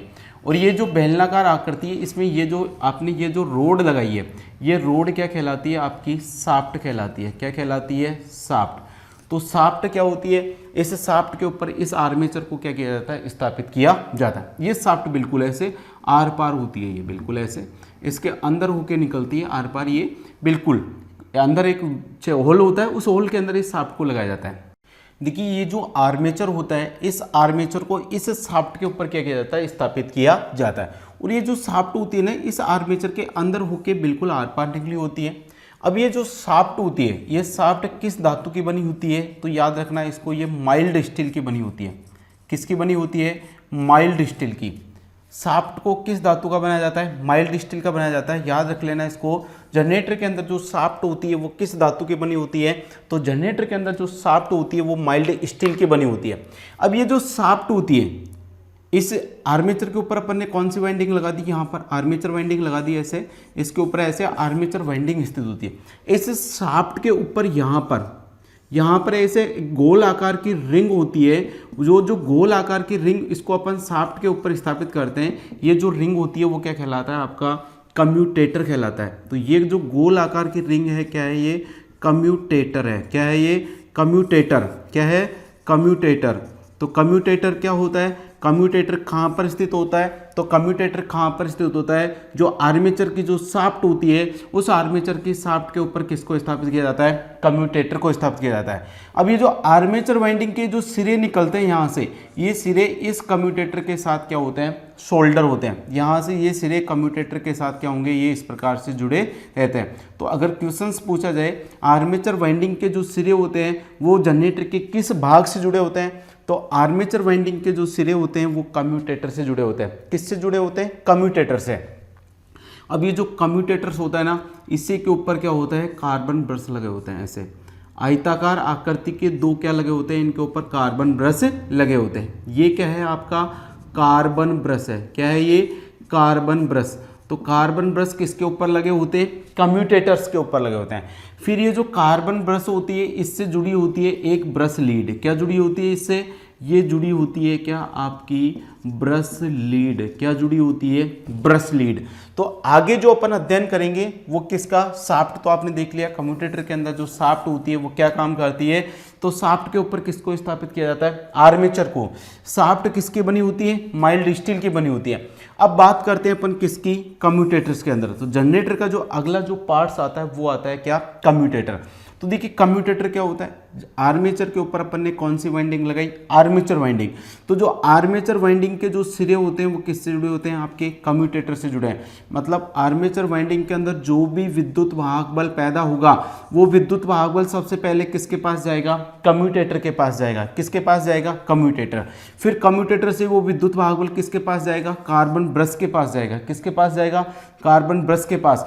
फिर कार्बन ब्रश से वो किसके पास जाएगा, ब्रश लीड के पास जाएगा। और ब्रश लीड से ये अपन को कहाँ प्राप्त होगा, आउटपुट में प्राप्त होगा। कहाँ होगा, आउटपुट।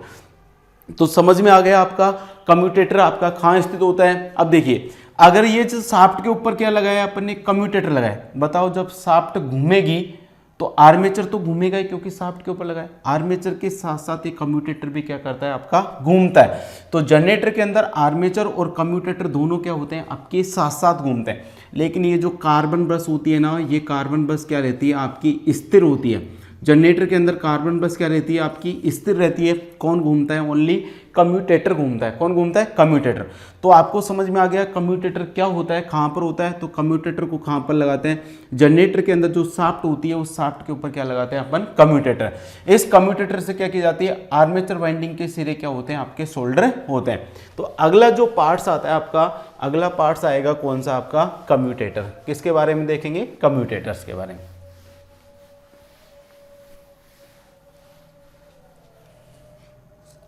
अगला पार्ट्स आता है क्या, कम्यूटेटर।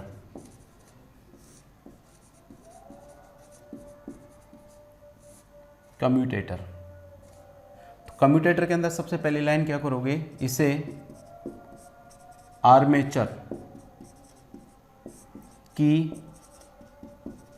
शाफ्ट पर, इसे आर्मेचर की शाफ्ट पर स्थापित किया जाता है।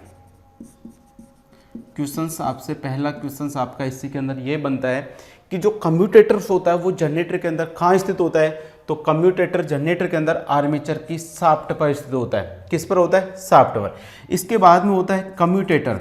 कम्यूटेटर क्या होता है, जो कम्यूटेटर होता है वो हार्ड ड्रॉन कॉपर, क्या बोला मैंने, hard drawn copper, hard drawn copper का बना होता है। किसका बना होता है ये, हार्ड ड्रॉन कॉपर।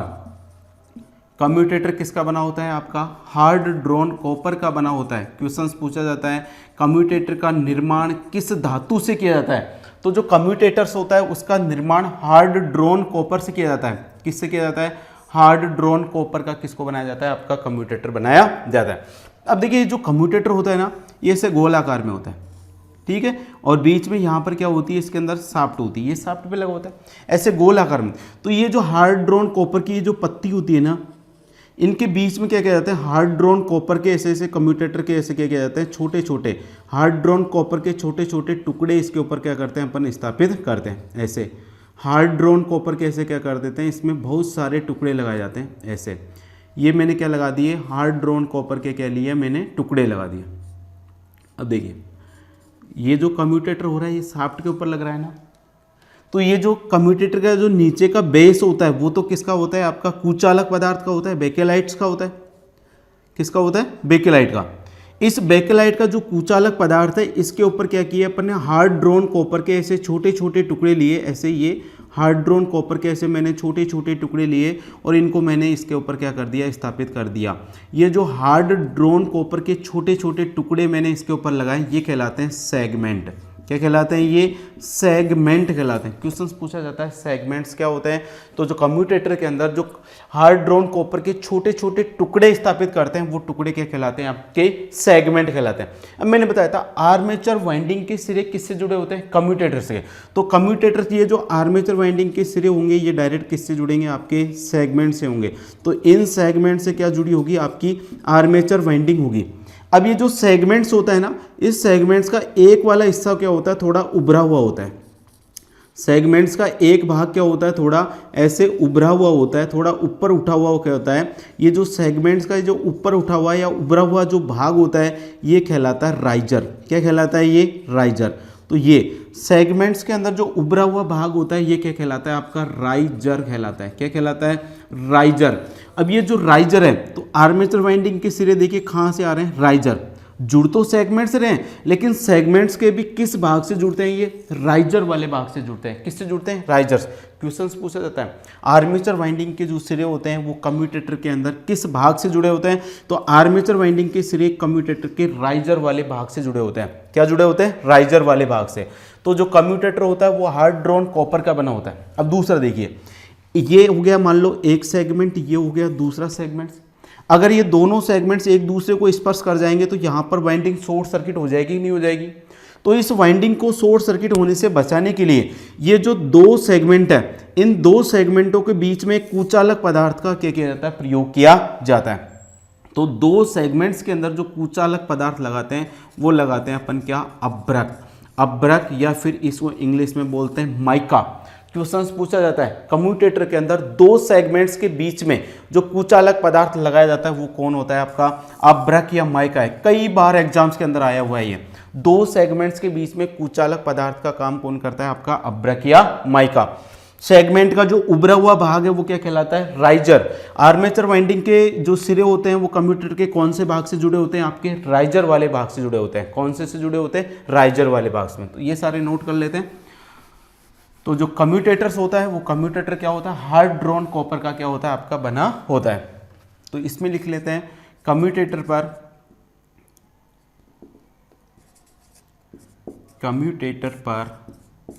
तांबे के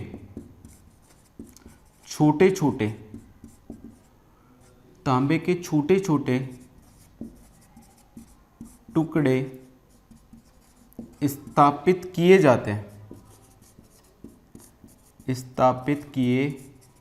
जाते हैं जिन्हें सेगमेंट कहते हैं। क्या कहते हैं इनको, जिन्हें सेगमेंट कहते हैं। फिर लिखना है दो सेगमेंट्स के बीच में, दो सेगमेंट के बीच, दो सेगमेंट्स के बीच कुचालक पदार्थ के रूप में अभ्रक या माइका, अभ्रक या फिर माइका का प्रयोग करते हैं। इंपॉर्टेंट है, याद रखना, कई बार क्वेश्चंस आया हुआ है। दो सेगमेंट्स के बीच में कुचालक पदार्थ के रूप में अपन किसका प्रयोग करते हैं, अभ्रक या माइका का प्रयोग करते हैं। आगे लिखना है इसी के अंदर, कम्यूटेटर के अंदर क्या होता है, उभरा हुआ भाग। क्या, कम्यूटेटर का उभरा हुआ भाग, कम्यूटेटर का उभरा हुआ भाग क्या कहलाता है, राइजर कहलाता है। क्या कहलाता है, राइजर कहलाता है। क्वेश्चंस पूछा जाता है राइजर क्या होता है, तो राइजर क्या होता है, कम्यूटेटर के अंदर जो उभरा हुआ भाग होता है वो क्या कहलाता है, राइजर होता है। फिर आगे लिखना है आर्मेचर वाइंडिंग के सिरे। क्या, आर्मेचर वाइंडिंग के सिरे राइजर से संयोजित किए जाते हैं, राइजर से संयोजित किए जाते हैं। ये तो हो गई आपके कम्यूटेटर की संरचना के बारे में। कम्यूटेटर कहाँ पर स्थित होता है, तो कम्यूटेटर को आर्मेचर की शाफ्ट के ऊपर लगाते हैं। कम्यूटेटर किस धातु का बना होता है, तो कम्यूटेटर हार्ड ड्रोन कॉपर का बना होता है। कम्यूटेटर के अंदर क्या होते हैं, हार्ड ड्रोन कॉपर के छोटे छोटे टुकड़े प्रयोग किए जाते हैं, उनको क्या बोला जाता है, सेगमेंट बोला जाता है। और कम्यूटेटर के अंदर दो सेगमेंट्स के बीच में कुचालक पदार्थ के रूप में अपन माइका या अभ्रक का प्रयोग करते हैं। कम्यूटेटर के अंदर जो उभरा हुआ भाग होता है वो क्या कहलाता है, राइजर कहलाता है। और कम्यूटेटर के अंदर जो आर्मेचर वाइंडिंग के सिरे किससे संयोजित किए जाते हैं, राइजर से संयोजित किए जाते हैं। किससे संयोजित किए जाते हैं, राइजर से। इसके बाद में देखते हैं ये जो कम्यूटेटर होता है वो जनरेटर के अंदर क्या कार्य करता है, कम्यूटेटर का कार्य। तो कम्यूटेटर का अगर कार्य देखिए, देखो जनरेटर के अंदर मैंने बताया जनरेटर क्या करता है, यांत्रिक ऊर्जा को, क्या, यांत्रिक ऊर्जा को डीसी वैद्युत ऊर्जा में, किसमें, डीसी वैद्युत ऊर्जा में क्या करता है, आपका बदलता है। बताया मैंने आपको, जनरेटर क्या करता है, यांत्रिक ऊर्जा को डीसी वैद्युत ऊर्जा में क्या करता है, आपका बदल रहा है। लेकिन देखिए जनरेटर की जो आर्मेचर वाइंडिंग होती है, अभी अपन ने पढ़ा था जनरेटर के अंदर दो वाइंडिंग होती है, एक फील्ड वाइंडिंग होती है, दूसरी होती है आर्मेचर वाइंडिंग। फील्ड वाइंडिंग क्या करती है? चुंबकीय क्षेत्र पैदा करती है। क्या करती है? चुंबकीय क्षेत्र। और आर्मेचर वाइंडिंग क्या करती है? उस फील्ड वाइंडिंग के चुंबकीय क्षेत्र को क्या करती है? काटती है। जब आर्मेचर फील्ड वाइंडिंग के चुंबकीय क्षेत्र को काटती है तो आर्मेचर वाइंडिंग के अंदर क्या होता है? विद्युत वाहक बल पैदा होता है। क्या होता है? विद्युत वाहक बल पैदा होता है, मतलब विद्युत ऊर्जा पैदा होती है। अब जो आर्मेचर वाइंडिंग के अंदर फील्ड वाइंडिंग के चुंबकीय क्षेत्र को काटने से जो विद्युत वाहक बल पैदा होता है वो विद्युत वाहक बल कौन सा होता है? एसी होता है। कौन सा होता है? एसी। क्वेश्चंस पूछा जाता है जनरेटर के आर्मेचर के अंदर स्टार्टिंग समय में कौन सा विद्युत वाहक बल पैदा होता है? तो जनरेटर के आर्मेचर वाइंडिंग में सर्वप्रथम एसी विद्युत वाहक बल पैदा होता है। कौन सा होता है? एसी विद्युत वाहक बल पैदा हो रहा है। अब जनरेटर से तो अपन को कौन सी सप्लाई चाहिए? डीसी चाहिए, क्योंकि जनरेटर होता ही वही है जो यांत्रिक ऊर्जा को डीसी वैद्युतिक ऊर्जा में बदले, उसी को अपन क्या बोलेंगे? जनरेटर। अगर यांत्रिक ऊर्जा को एसी वैद्युतिक ऊर्जा में बदलेंगे तो वो तो क्या कहलाएगा? आपका अल्टरनेटर कहलाएगा। क्या कहलाएगा? अल्टरनेटर। अपन अल्टरनेटर थोड़ी पढ़ रहे हैं, अपन तो क्या पढ़ रहे हैं? जनरेटर पढ़ रहे हैं। तो जनरेटर की जो आर्मेचर वाइंडिंग है उसके अंदर सर्वप्रथम जो विद्युत वाहक बल पैदा होता है वो प्रत्यावर्ती स्वभाव का होता है। कौन से स्वभाव का होता है? प्रत्यावर्ती स्वभाव का होता है, यानी कि एसी होता है। अब इस एसी को डीसी में बदलना है। एसी को क्या करना है? डीसी में बदलना है। तो एसी को डीसी में बदलने के लिए देखिए, अगर बाहर कोई सप्लाई है उस एसी को डीसी में बदलेंगे तो किसका प्रयोग करेंगे अपन? रेक्टिफायर का। रेक्टिफायर का प्रयोग करते हैं। रेक्टिफायर भी आपके दो तीन प्रकार के होते हैं। एक तो होता है हाफ वेव रेक्टिफायर, एक होता है आपका फुल वेव रेक्टिफायर, एक होता है ब्रिज रेक्टिफायर। होता है नहीं होता? ये तीनों रेक्टिफायर क्या करते हैं? आपके एसी को किस में चेंज करते हैं? डीसी में। लेकिन यहाँ पर अपन रेक्टिफायर थोड़ी लगाएंगे, तो यहाँ पर क्या करेंगे? जनरेटर के अंदर एसी को डीसी में चेंज करने का जो कार्य करता है वो कौन करता है? आपका कम्यूटेटर करता है। तो जनरेटर के अंदर कम्यूटेटर क्या काम करता है? तो जनरेटर के अंदर जो आर्मेचर वाइंडिंग के अंदर जो एसी विद्युत वाहक बल पैदा होता है उस एसी विद्युत वाहक बल को डीसी विद्युत वाहक बल में बदलने का जो कार्य करता है वो कौन करता है? आपका कम्यूटेटर कर रहा है। मतलब कम्यूटेटर एक तरह से रेक्टिफायर की तरह काम कर रहा है। किसकी तरह काम कर रहा है? रेक्टिफायर की तरह काम कर रहा है। किसकी तरह? रेक्टिफायर। तो रेक्टिफायर जैसे एसी को डीसी में चेंज करता है वैसे ही कम्यूटेटर भी क्या करता है? एसी को किस में चेंज करता है? डीसी में चेंज करता है। तो कम्यूटेटर का कार्य समझ में आ गया। कम्यूटेटर क्या काम करता है? तो कम्यूटेटर जो जनरेटर की आर्मेचर वाइंडिंग के अंदर जो एसी विद्युत वाहक बल पैदा होता है उसको डीसी के अंदर क्या करता है? परिवर्तित करता है। तो कार्य के अंदर क्या लिखोगे आप? सबसे पहले जनरेटर की आर्मेचर वाइंडिंग। कौन सी? Armature winding. जनरेटर की जो आर्मेचर वाइंडिंग होती है उस आर्मेचर वाइंडिंग में सर्वप्रथम क्या होता है? प्रत्यावर्ती स्वभाव वाला। कौन सा? प्रत्यावर्ती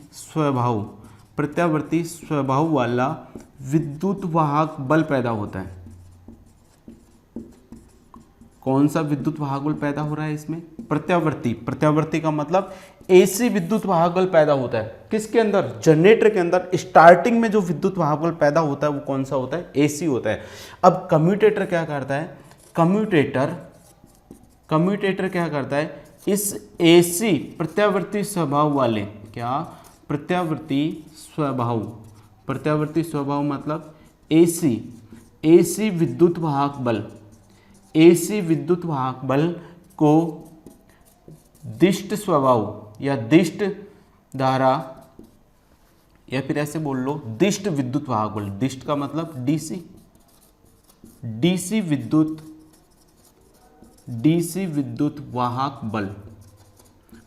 विद्युत वाहक बल में परिवर्तित करता है। तो कम्यूटेटर क्या कर रहा है भाई? कम्यूटेटर जो एसी वाली सप्लाई है उस एसी वाली सप्लाई को डीसी वाली सप्लाई के अंदर क्या कर रहा है? बदलने का काम कर रहा है। तो एसी को डीसी में बदलने का जो काम करता है वो कौन करता है? आपका कम्यूटेटर करता है। कौन करता है? कम्यूटेटर करता है। अब देखिए ये जो कम्यूटेटर हो रहा है, मैंने बताया अभी कम्यूटेटर किसकी तरह काम कर रहा है, आपका रेक्टिफायर की तरह काम कर रहा है ना, मतलब एज ए रेक्टिफायर, क्योंकि रेक्टिफायर क्या करता है आपका एसी को डीसी में चेंज करता है। किस में चेंज करता है? डीसी में। तो कम्यूटेटर भी क्या कर रहा है, एक तरह से रेक्टिफायर की तरह काम करता है। इस कारण जो कम्यूटेटर है, क्या कम्यूटेटर को मैकेनिक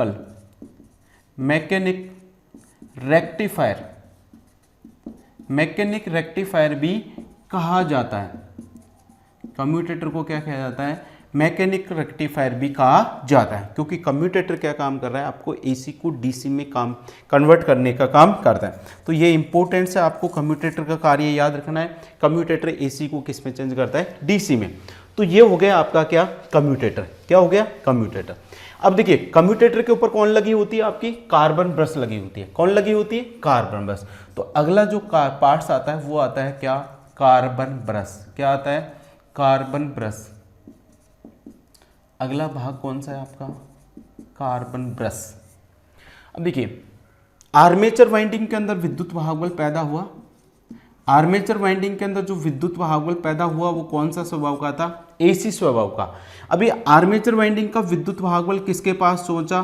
कम्यूटेटर के पास पहुंचा। किसके पास पहुंचा? कम्यूटेटर। कम्यूटेटर ने क्या किया? इस एसी को किस में चेंज कर दिया? डीसी में। किस में चेंज कर दिया? डीसी में। अब ये जो कम्यूटेटर होता है, इस कम्यूटेटर के ऊपर क्या लगी होती है? कार्बन ब्रश लगी होती है। क्या लगी होती है? Carbon brush. अब ये कार्बन ब्रश किसकी बनी होती है? कार्बन की बनी होती है। नाम से पता चल रहा है कार्बन ब्रश। तो देखिए कार्बन ब्रश किसके ऊपर लगी होती है? कम्यूटेटर के ऊपर लगी होती है। कार्बन ब्रश कम्यूटेटर जनरेटर के अंदर क्या रहती है? स्थिर रहती है, घूमती नहीं है। कम्यूटेटर घूमता है लेकिन कार्बन ब्रश क्या रहती है? स्थिर रहती है। दूसरा, कार्बन ब्रश का कार्य क्या हो गया?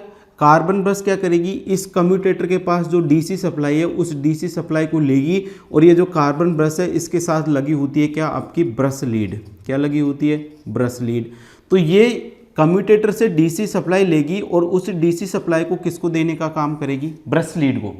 क्योंकि कम्यूटेटर आपका क्या कर रहा है? घूम रहा है। अगर मैं इस कम्यूटेटर के साथ डायरेक्ट ऐसे कोई वायर ब्रश लीड लगा दूं तो कम्यूटेटर तो घूम रहा है ना, तो ये वायर क्या हो जाएगा? यहाँ पर इसके साथ लिपट जाएगा। इसके साथ घूमेगा तो वायर क्या हो जाएगा? यहाँ से टूट जाएगा।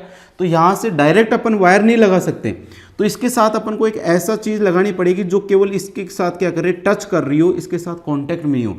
तो जैसे ये हो गया आपका कम्यूटेटर, इसके मैंने लगा दिया कार्बन ब्रश। अब कम्यूटेटर तो घूम रहा है लेकिन कार्बन ब्रश स्थिर है, लेकिन ये दोनों एक दूसरे से क्या होते हैं? आपके यहाँ से स्पर्श करते हैं। तो यहाँ से जो डीसी करंट होगी वो किसके पास जाएगी? पहले कार्बन ब्रश के पास, फिर कार्बन ब्रश से क्या लगी होगी? ब्रश लीड लगी होगी, फिर वो करंट जाएगी ब्रश लीड के पास और ब्रश लीड से अपन को आउटपुट के अंदर कौन सी सप्लाई प्राप्त होती है? डीसी। और ये आर्मेचर को ये सप्लाई किससे, सॉरी कम्यूटेटर को ये सप्लाई किससे मिलती है? आपकी आर्मेचर वाइंडिंग से मिलती है। तो आर्मेचर वाइंडिंग के अंदर करंट पैदा हुई एसी। एसी करंट किसके पास पहुंची? कम्यूटेटर के पास। कम्यूटेटर ने क्या किया? एसी को डीसी में चेंज किया। वो डीसी वाली करंट फिर किसके पास जाएगी? कार्बन ब्रश के पास जाएगी। कार्बन ब्रश से वो करंट किसके पास जाएगी? ब्रश लीड के पास जाएगी और ब्रश लीड से अपन को आउटपुट के अंदर कौन से सप्लाई प्राप्त होगी? DC supply. तो आगे वाला जो पार्ट्स आता है, अगला पार्ट्स आता है क्या? Carbon brush. समझ में आ गया होगा क्या होता है? अब इसके अंदर फटाफट नोट कर लेते हैं। तो जो कार्बन ब्रश होती है ये क्या होती है? इसे किसका बनाया जाता है? कार्बन का बनाया जाता है। इसे कार्बन का बनाया जाता है। अब कार्बन का क्यों बना रहे? क्योंकि भाई कम्यूटेटर और जो कार्बन है, अब कम्यूटेटर घूम रहा है तो दोनों एक दूसरे को टच कर रहे हैं, तो कोई चीज़ जब घूमेगी तो दोनों के बीच में घर्षण होगा कि नहीं होगा? फ्रिक्शंस होगा ना। अब उस घर्षण के कारण क्या होगा? ये दोनों चीज़ें घिसेगी। भाई दो चीज़ अगर आपस में घिसेंगे, तेजी से घूमेंगे, घर्षण होंगे, तो दोनों की चीज़ यहाँ पर घिसेगी नहीं घिसेगी। अगर ये तांबे का है, देखो कम्यूटेटर तो क्या है? हार्ड ड्रोन कॉपर का है ना। अगर मैं कार्बन ब्रश यदि कठोर धातु की ले लूँ तो इन दोनों के बीच में जब घर्षण होगा तो आपका कम्यूटेटर क्या हो जाएगा? घिस जाएगा, नहीं हो जाएगा। और यदि कम्यूटेटर आपका घिस गया तो ये बहुत ही मूल्यवान होता है, क्योंकि कम्यूटेटर के साथ कौन सी वाइंडिंग लगी होती है? आपकी आर्मेचर वाइंडिंग। तो अगर आपका कम्यूटेटर खराब हो गया तो पूरी की पूरी वाइंडिंग क्या करनी पड़ेगी? अपन को चेंज करनी पड़ेगी, जिससे अपन की जो कॉस्ट है, वो कीमत है, वो क्या हो जाएगी? आपकी बढ़ जाएगी। लेकिन अगर मैं इस कम्यूटेटर के पास में ऐसी चीज लगा दूं जो खुद घिस जाए लेकिन इस कम्यूटेटर को घिसने से ना बचे, मतलब ये जो कॉपर है इससे थोड़ी मुलायम धातु लगा दे, तो ये जो कार्बन की मैं यहाँ पर ब्रश किसकी लगाता हूँ, कार्बन। अब कार्बन क्या होती है, आपकी नरम धातु है, क्या है, नरम। और ये क्या है, आपकी कठोर धातु है, क्या है, कठोर धातु। बताओ जब नरम धातु और कठोर धातु के बीच में घर्षण होगा तो कौन सी धातु घिसेगी, नरम धातु घिसेगी ना, मतलब ये कार्बन क्या हो जाएगा, आपका घिस जाएगा। तो इस कम्यूटेटर को घिसने से बचाने के लिए कार्बन ब्रश को किसका बनाया जाता है, कार्बन का बनाया जाता है। कार्बन का क्यों बनाते हैं, क्योंकि कार्बन क्या होती है, एक नरम धातु है, मुलायम धातु है। अब कार्बन जब नरम या मुलायम धातु है तो कार्बन खुद घिस जाएगी लेकिन कम्यूटेटर को घिसने नहीं देगी। एक कारण तो ये है। दूसरा कारण क्या है, देखिए कम्यूटेटर और कार्बन बीस के बीच में क्या हो रहा है, घर्षण हो रहा है। जब यहाँ से करंट इस माध्यम में पहुंचेगी, एक पदार्थ से दूसरे पदार्थ में जाएगी, तो इन दोनों के बीच में क्या होगी, स्पार्किंग होगी। क्या होगी, स्पार्किंग, चिंगारी पैदा होगी। उस स्पार्किंग के मान को कम करने के लिए भी कार्बन ब्रश को अपन किसका बनाते हैं, कार्बन का। अब स्पार्किंग कार्बन ब्रश कैसे कम कर रही है भाई, कार्बन का प्रतिरोध क्या होता है, ज्यादा होता है। कार्बन का प्रतिरोध क्या होता है, ज्यादा। नॉर्मल अवस्था में, सामान्य अवस्था में कार्बन का प्रतिरोध क्या होता है, ज्यादा होता है। अब बताओ जब कार्बन का प्रतिरोध ज्यादा होगा तो ज्यादा प्रतिरोध के अंदर धारा का मान क्या होगा, कम होगा। तो सामान्य अवस्था में मतलब स्टार्टिंग समय में जो कार्बन होता है उस कार्बन का प्रतिरोध क्या होता है, आपका ज्यादा होता है। जब कार्बन का प्रतिरोध ज्यादा होगा तो स्टार्टिंग में करंट का मान क्या होगा, कम होगा। क्या होगा, कम। तो स्टार्टिंग में कम करंट बहेगी और यदि करंट कम बहेगी तो स्पार्किंग का मान भी क्या होगा, कम होगा। तो सर करंट यदि कम बह रही है तो फिर ये तो अपन को लॉसेस हो गया। जनरेटर के अंदर अपन को टोटल करंट तो मिल ही नहीं रही है, कम करंट मिल रही है। तो क्या होता है, जब कार्बन ब्रश और कम्यूटेटर के बीच क्या होता है, घर्षण होता है। स्टार्टिंग में तो करंट का मान कम है, लेकिन जब कार्बन ब्रश और कम्यूटेटर के बीच घर्षण होता है तो घर्षण के कारण क्या पैदा होती है, ऊष्मा पैदा होती है। इन दोनों के बीच में क्या पैदा होगी, ऊष्मा। और जब ऊष्मा पैदा होगी तो ये कार्बन ब्रश क्या हो जाएगी, आपकी गर्म हो जाएगी। तो जब कार्बन क्या हो जाएगा, आपका गर्म होगा। कार्बन जब आपका गर्म होगा तो कार्बन का जो प्रतिरोध है वो प्रतिरोध क्या हो जाएगा, कम हो जाएगा। स्टार्टिंग में तो प्रतिरोध ज्यादा था लेकिन दोनों के बीच घर्षण होने के कारण कार्बन क्या हो गया, गर्म हो गया। और गर्म होने से इसका प्रतिरोध कम हो गया। अब प्रतिरोध कम हो गया तो धारा का मान क्या हो जाएगा, बढ़ जाएगा। अब तो करंट कंटिन्यू बह रही है तो स्पार्किंग पर कोई प्रभाव नहीं पड़ेगा। तो स्टार्टिंग में कम करंट प्रवाहित होती है, इस कारण स्पार्किंग क्या हो जाती है, कम हो जाती है। लेकिन जैसे गर्म होगी तो वापस अपन को फुल करंट, जो भी आपकी नॉर्मल करंट है, वो इसके अंदर प्रवाहित होने लग जाती है। ये कार्बन ब्रश के उपयोग करने के क्या है, लाभ है। तो इनको पहले लिख लेते हैं, फिर और पढ़ते हैं इसके अंदर और क्या होता है कार्बन ब्रश के अंदर। तो एक एक चीज़ें अपन को क्लियर करनी है, आराम से पढ़ना है। अगर कोई आपको कोई समस्या रह जाती है तो मेरे को आप कमेंट्स करके डाल सकते हो कि सर ये चीज़ मेरे समझ में नहीं आई, उसको मैं आपको अगले वीडियो के अंदर वो आपको क्लियर कराने की कोशिश करूँगा। तो जो भी आपको अगर किसी के अंदर मैं जो समझा रहा हूँ उसके अंदर कोई समस्या आ जाती है तो कमेंट्स के अंदर डाल देना, उसको नेक्स्ट वीडियो के अंदर अपन कवर कर लेंगे। तो कार्बन ब्रश क्या होती है, ये कार्बन की बनी होती है। किसकी बनी होती है, ये कार्बन की बनी होती है। किसकी बनी होती है, कार्बन की बनी होती है। किसकी बनी होती है, कार्बन की बनी होती है। दूसरा, कार्बन क्या है, एक नरम धातु है। कौन सी धातु है, कार्बन क्या है, नरम धातु है। दूसरी बात, कार्बन है।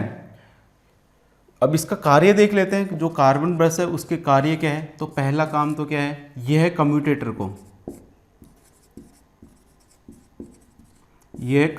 को घिसने से बचाती है।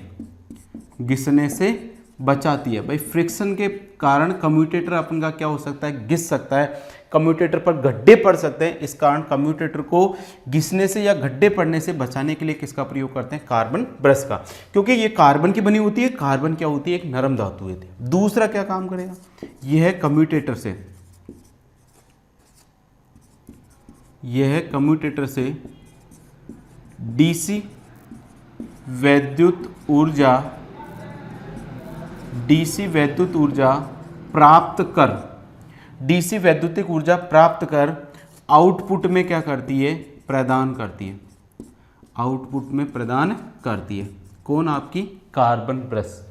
दूसरा होता है, ये क्या होता है, कम्यूटेटर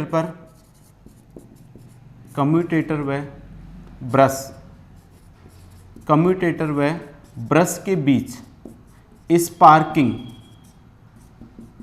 स्पार्किंग को कम करती है। स्पार्किंग को कम क्यों करती है, कैसे कम करती है? क्योंकि इसका प्रतिरोध क्या होता है? उच्च होता है।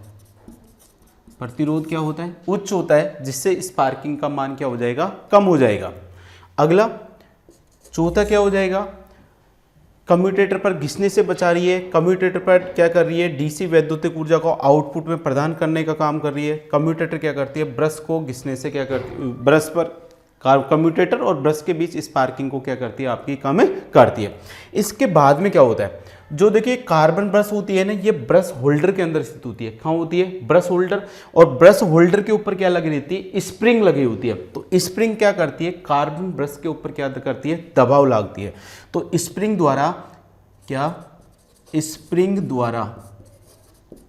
द्वारा कार्बन ब्रश पर लगने वाला दबाव, कितना दबाव लगाती है? तो ये दबाव लगाती है 0.1 kg प्रति सेंटीमीटर स्क्वायर से 0.25 kg प्रति सेंटीमीटर स्क्वायर का क्या करती है? उसके ऊपर दबाव डालती है। स्प्रिंग कार्बन ब्रश पर कितना दबाव डालती है? 0.1 किलोग्राम प्रति सेंटीमीटर से 0.25 किलोग्राम प्रति सेंटीमीटर का क्या करती है? उस पर दबाव डालती है। इंपॉर्टेंट है, याद रखना। अगली जो इसके अंदर बात करते हैं, कार्बन ब्रश क्या रहती है? आपकी स्थिर रहती है, ये घूमती नहीं है। आगे इसके अंदर बात करेंगे कार्बन ब्रश की विद्युत धारा वहन क्षमता। क्या? कार्बन ब्रश की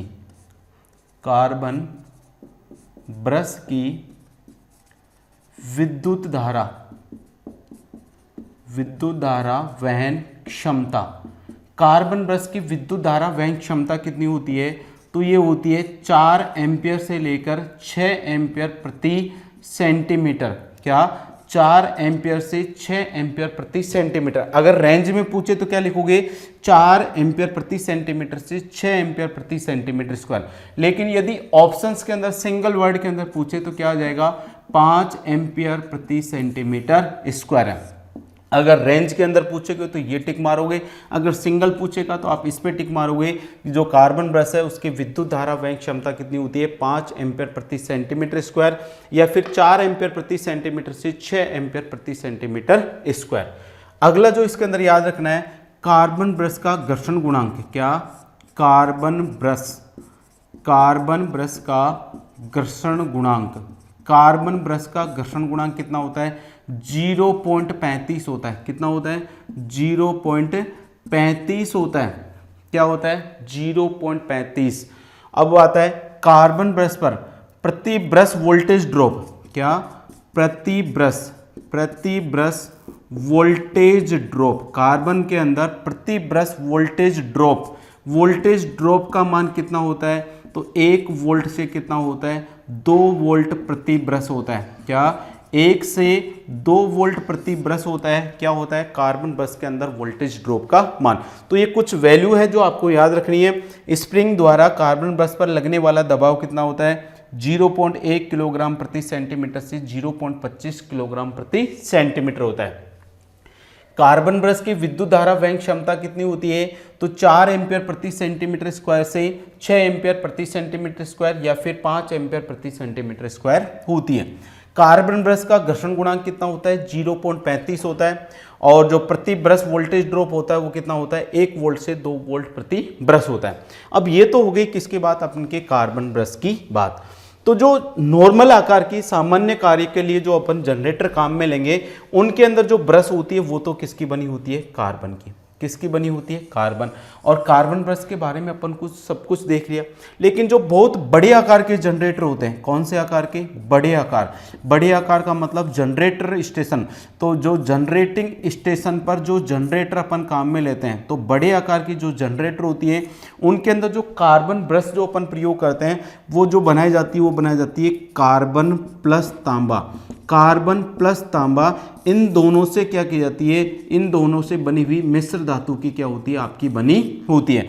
तो कार्बन प्लस तांबे से बनी ब्रश का प्रयोग कहाँ पर करेंगे, जो बड़े आकार के जनरेटर होंगे उनके अंदर जो कार्बन ब्रश होती है वो कार्बन प्लस तांबा इन दोनों को मिलाकर जो मिश्र धातु बनती है उससे उसका निर्माण किया जाता है। तो ये क्या हो गई आपकी कार्बन ब्रश। फिर कार्बन ब्रश के बाद में देखो, कार्बन ब्रश के बाद में कहाँ जाती है सप्लाई, ब्रश लीड के पास जाती है। किसके पास जाती है, ब्रश लीड। तो आगे जो अपना अगला वाला जो पार्ट्स आता है वो आता है आपका ब्रश लीड। क्या आता है, ब्रश लीड। तो ब्रश लीड क्या करती है, ब्रश लीड किसकी बनी होती है, सबसे पहले यह तांबे की बनी होती है, कॉपर। किसकी, यह कॉपर यानी कि तांबे की बनी होती है। ठीक है, किसकी बनी होती है, ये तांबे की बनी होती है। क्या काम करेगी, कार्बन ब्रश से, कार्बन ब्रश से डीसी सप्लाई लेकर आउटपुट में प्रदान करती है। कौन करती है, ब्रश लीड। तो ये क्या हो गया आपका, ब्रश लीड हो गया।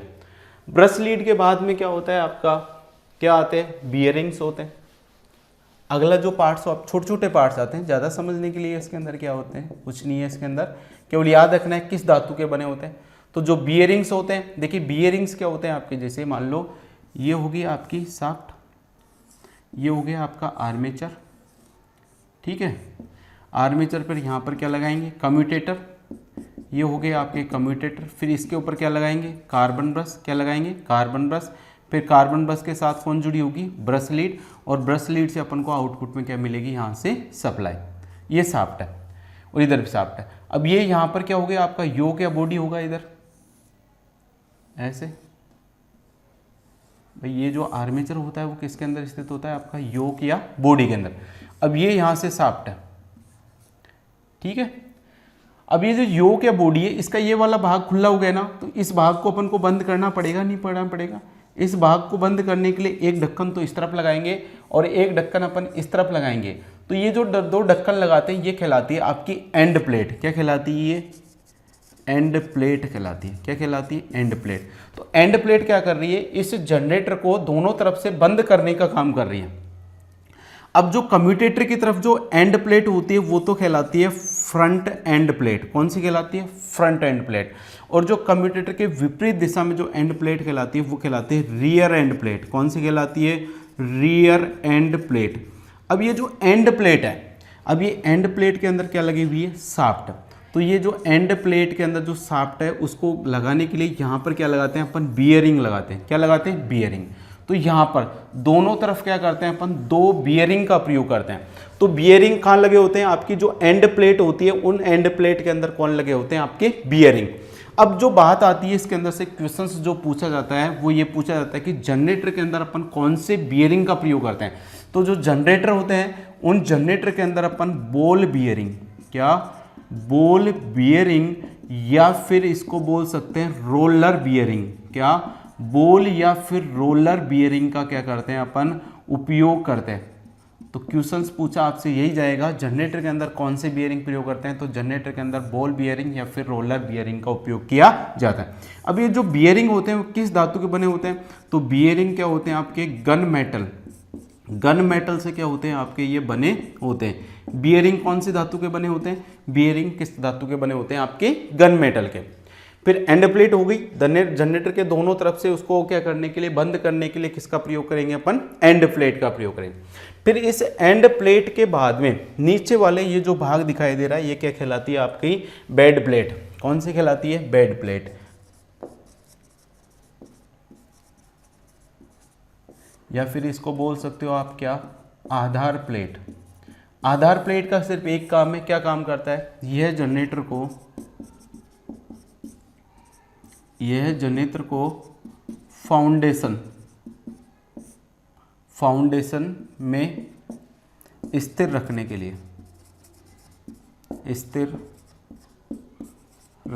लिए उपयोग करते हैं।